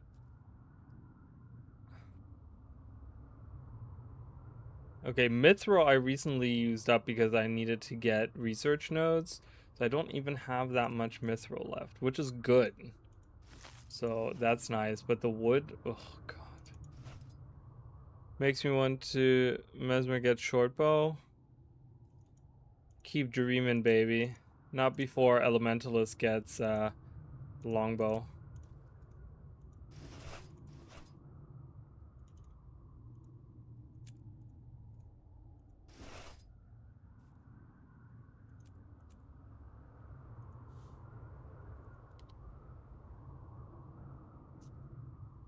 That's been demanded way both. Yeah, I guess, right? What's in here now? The transform emote. I'll give you okay. Picnic blanket. I love that it clips into the preview ground. It's great. Love that. Big fan. Dragon Essence. Dragon Essence is great. Oh, look at that hook. The hook. I love the Dragon's Essence weapons, though. Those are really nice.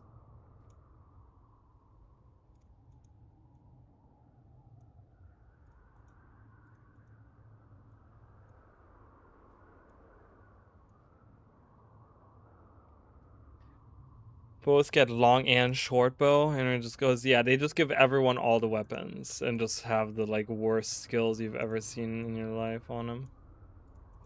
Completely unbalanced. Ooh, is that the focus? That's kind of nice. Kind of like that. That's pretty cool. I've been wanting to make like a dragon themed character, but in a sense where they like, they're not a dragon themselves, but they're just dragon accessories everywhere, so that's kind of nice. Just focus on lead specs, just dump all the weapons and then balance them later. Wow, that's putting a lot of faith in ArenaNet that they can do that. Because I don't think they can do that. I like the little tassel thing.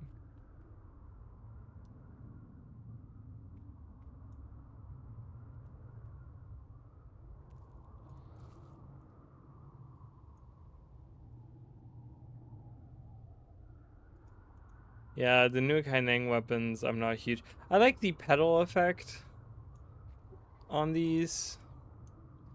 But yeah, I'm not a huge fan of these weapons. We got too many of these weapons, right? We got too many of the jade, the green, the like Asian techie weapons, like Asian inspired tech weapons. It's just, we got so many variants of that, you know? It was just like, ugh, God, another one of these freaking sets? Great. Love it. Is that fish? Is that fish? Are those fish? Those are fish.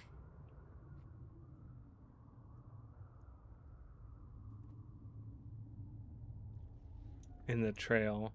I never knew that, but those are 100% fish. Yeah, the Cantha Tech stuff, they did so many variants of that. And all of them like green and bluish and turquoise, and I was like, oh god, another set of this?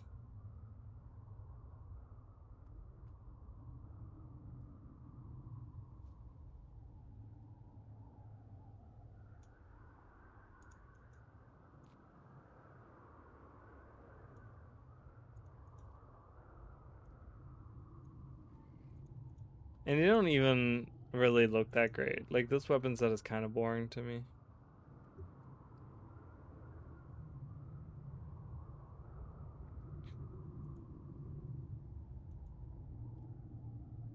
I want to see that new... I want to see this emote. I want to see what it looks like. I wish I could preview that.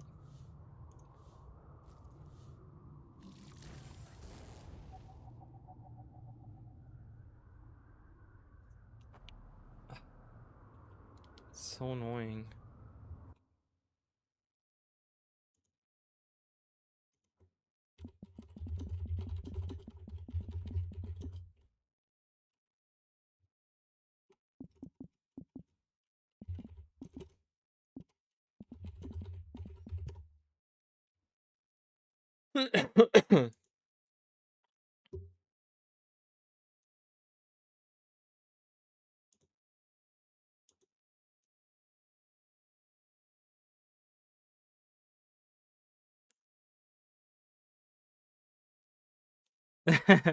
Oh my god, I'm watching a char do it, and it's great. It's fabulous. Yeah. Oh my god, that's... I want that emote so bad. I want that emote so bad, and just make a Sailor Moon character. That is great. Oh my god, that's awesome. I would love that. I would love to make a Sailor Moon themed character and just use that emote all the time. What would be the best... I've thought about this a lot. What would be the best class to represent Sailor Moon? Like, obviously, I think for, like, you know, when you look at, like, Mercury, Mars, and Jupiter, you could have, like, an elementalist, right? Because they have, like, those themes. Or make a Norn that looks like Goku. But it's all hearts and stuff. Or you wanted to make something like that? I don't know. I think Goku's overrated as a character. But that's a hot take that I'm not willing to... That's not a hill I'm willing to die on. I just personally don't... I don't think he's that great of a character. I think he's very one-sided character, and there's not a lot of depth to him. So, Sailor Moon is Mesmer? But she doesn't use illusions, right? I get the butterflies and I get the pink. So you would have to pick something. So she couldn't be like a Mirage, I feel like. Virtuoso doesn't really fit either. Maybe, I don't know.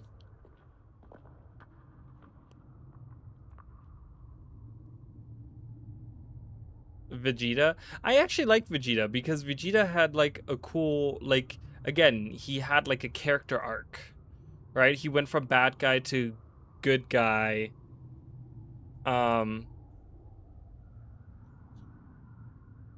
You know, even someone like Frieza, right? Like, has had a character arc, but I feel like Goku has always been the same character the whole time, and he never really went through growth. He's always been this like child at heart, and like, just, you know, he just wants to fight, and he just, you know, wants to get stronger, and that's always been the character that he's been. Because I'm a fan of characters that have growth and that have a character arc, and that kind of, you know, they evolve, and they, you know, by the end of it you can really see like the difference between what they once were, kind of thing, you know.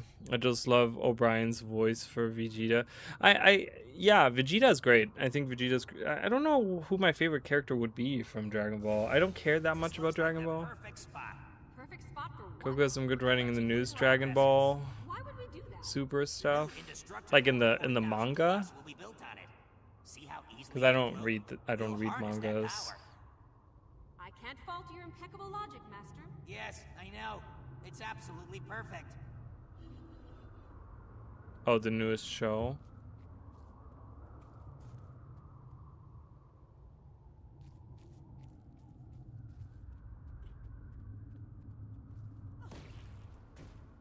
I don't even know what it is. Have you ever stopped a golem with logic alone? I have. Most intriguing. But yeah, I don't know what class would really fit. I try to explain it to you, but we'd both be I think like if you look at someone like, you know, Neptune would always obviously be you know, elementalist, you know, have water in there. I think Uranus as well. I think you could probably argue time to deliver the goods. You could probably argue someone like Pluto could be. I think Pluto has two separate things. I think aesthetically, Revenant fits with the color scheme. But I think power-wise, obviously it's like Chronomancer specifically, because she's like time-based, right? So it's like, you could probably have that. Har har. You're so funny, Mish. Saturn, I think Saturn would be like, you know, it could be like Necromancer. You could do Necromancer.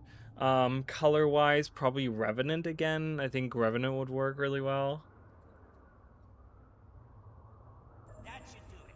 This will make my golem fly. They said I was crazy. Just one question. Wouldn't the essence of that help you more? The essence of what?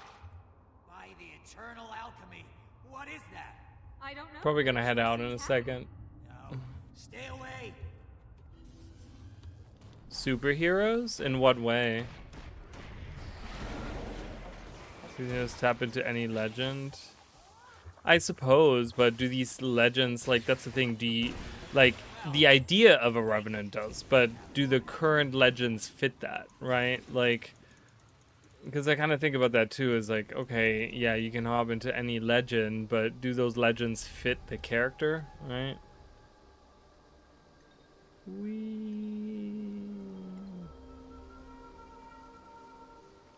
But I think in that sense, because, you know, the Revenant deals with like the mists a lot, right? Legends from the mists and like, you know, portals from the mists and using energy, you know, like right here, like it's like conjure a portal through the mists and fire barbed arrows, right? So it's like they deal with the mists a lot, and obviously the mists is the world of the, you know, that's where the dead go. So, you know, you could argue like, oh yeah, Saturn, you know, who is like the destruction and rebirth and whatever, that kind of fits a little bit in there, you know. And I think the perfect people to make it would be team behind Expedition 23. Well, maybe. I mean, I really like I think there'll be a point where I'll play through the Another Story, the RPG that they released for Super Nintendo. That game is so good. I have such great memories of playing that game. Not as a kid. I actually I didn't know about this game until I was like a teenager, and then I didn't play it until I was like late teens or something was the first time I played it, and that was super good. I really, really enjoyed that. So I might play through that at some point. That's a great game. So yeah, that would probably be something that I would like to do at some point.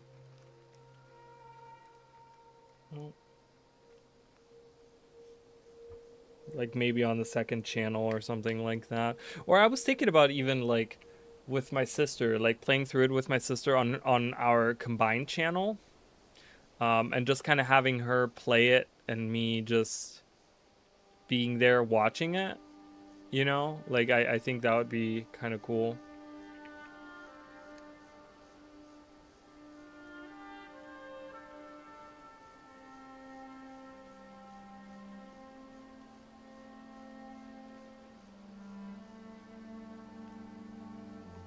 Yeah, no, I know. It's not a well-known game, right? Like, and it's a substantial RPG too. It's a substantial game, and it introduced some really cool characters because it had the Opposidio Senjis, and those are really cool. I love them. Some of my favorite characters, and they're really, really cool. Let me look at it real quick. Yeah, it was only released in Japan, but there is like an English,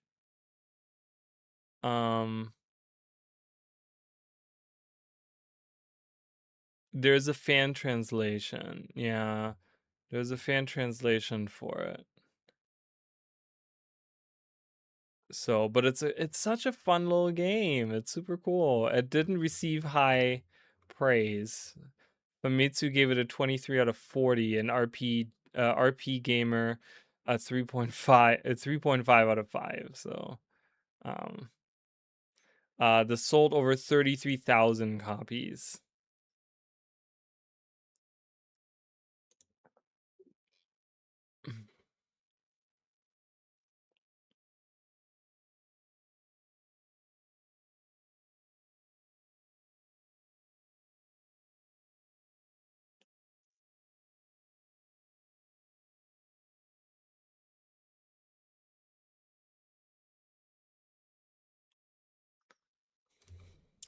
So it actually says, let's read about it. I'm kind of reading about it. Bishojo Senji Sailor Moon: Another Story is a role-playing video game developed and published by Angel exclusively for the Super Famicom in Japan on 22nd September 1995, based on Naoko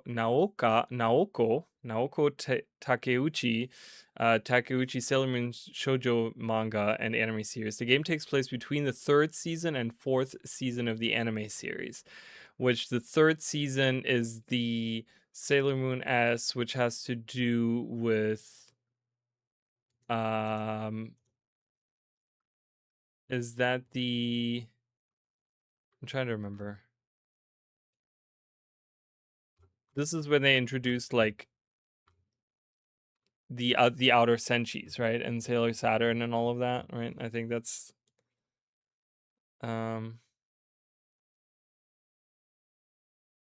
yeah. So that's that, and then the next season of that. Can't find it on archive easily. Can find. Oh yeah. The translation, which adapted the 3rd and 4th arcs of the manga respectively, as the players take control of either the 5 inner guardians or the 4 outer guardians in order to protect Crystal Tokyo by fighting against a group of rebels and several of their previously defeated enemies once again that were resurrected by the sorceress Apsu. Another story was developed over the course of 2 years by most of the same team who worked on previously released titles in the Sailor Moon franchise for the Famicom at Angel, and featured an original plot written by Takashi Ikigaya and Yoshijiro Muramatsu. However, multiple issues were faced during production for its eventual launch to the market. The game has never been officially released outside of Japan, although fans' translations exist. The plot is, in another story, a sorceress named Apsu arrives from the 30th century. She has formed a group of girls from Crystal Tokyo known as the Opposidio Guardians, and orders them to alter the past in order to change the future to her liking, with the ultimate goal of attaining the Silver Crystal. Apsu and her followers succeed in changing the fates of the defeated villains from the first 3 story arcs, bringing deceased villains back to life and turning reformed and healed individuals back to the darkness. With the advice of the ghosts of the 4 kings of heaven, the Guardians set out to regain the Abarazuishu Rose Crystal, Tuxedo Mask Stone, which replaces the Golden Crystal in the game, in order to change Sailor Moon's destiny back and to save Crystal Tokyo. Interesting. I'd kind of forgotten about that plot. But yeah, that was a great game. Definitely like that.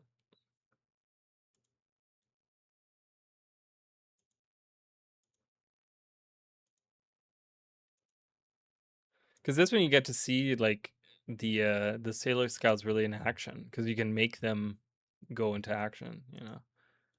And the designs are really cool of these characters too. It's kind of awesome. Yeah, I'm gonna head out now too, so I'm just kind of been sitting here. So thanks, Mish, and thanks everyone that's been hanging out. I might be, I don't know if I'm gonna be DBZ. There was a DBZ RPG as well. Oh, really? I've played some of the DBZ games, but not an RPG. But yeah, I might be back tomorrow. I don't know. Really, I kind of have to see. We'll have to see how tomorrow goes. I'm still working on the second channel. I'm still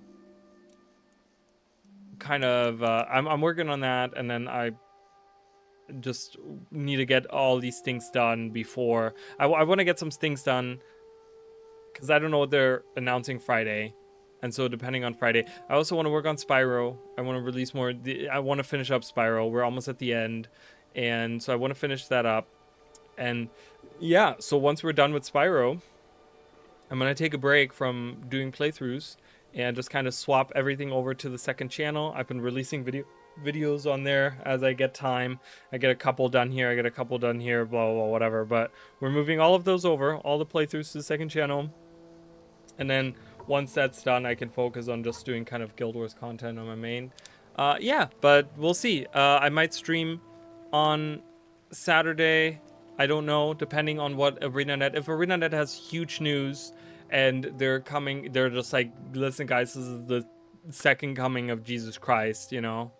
I don't know. Obviously, I'm exaggerating, but if it's something really, really good, and if it's something really exciting, I might stream on Saturday, might make a video on Saturday.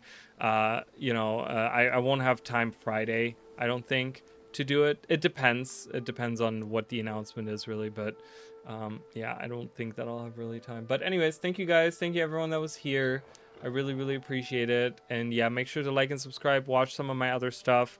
My Mist Theory video is still, I think, one of those videos that a lot of people, you know, depending on where we're going with the Mistbound and the next expansion and where the story's headed, that might still be. So I'm just going to point that theory video out that I did a few months ago. So, but anyways, thank you guys so much, and I'll see you guys next time. Bye, guys.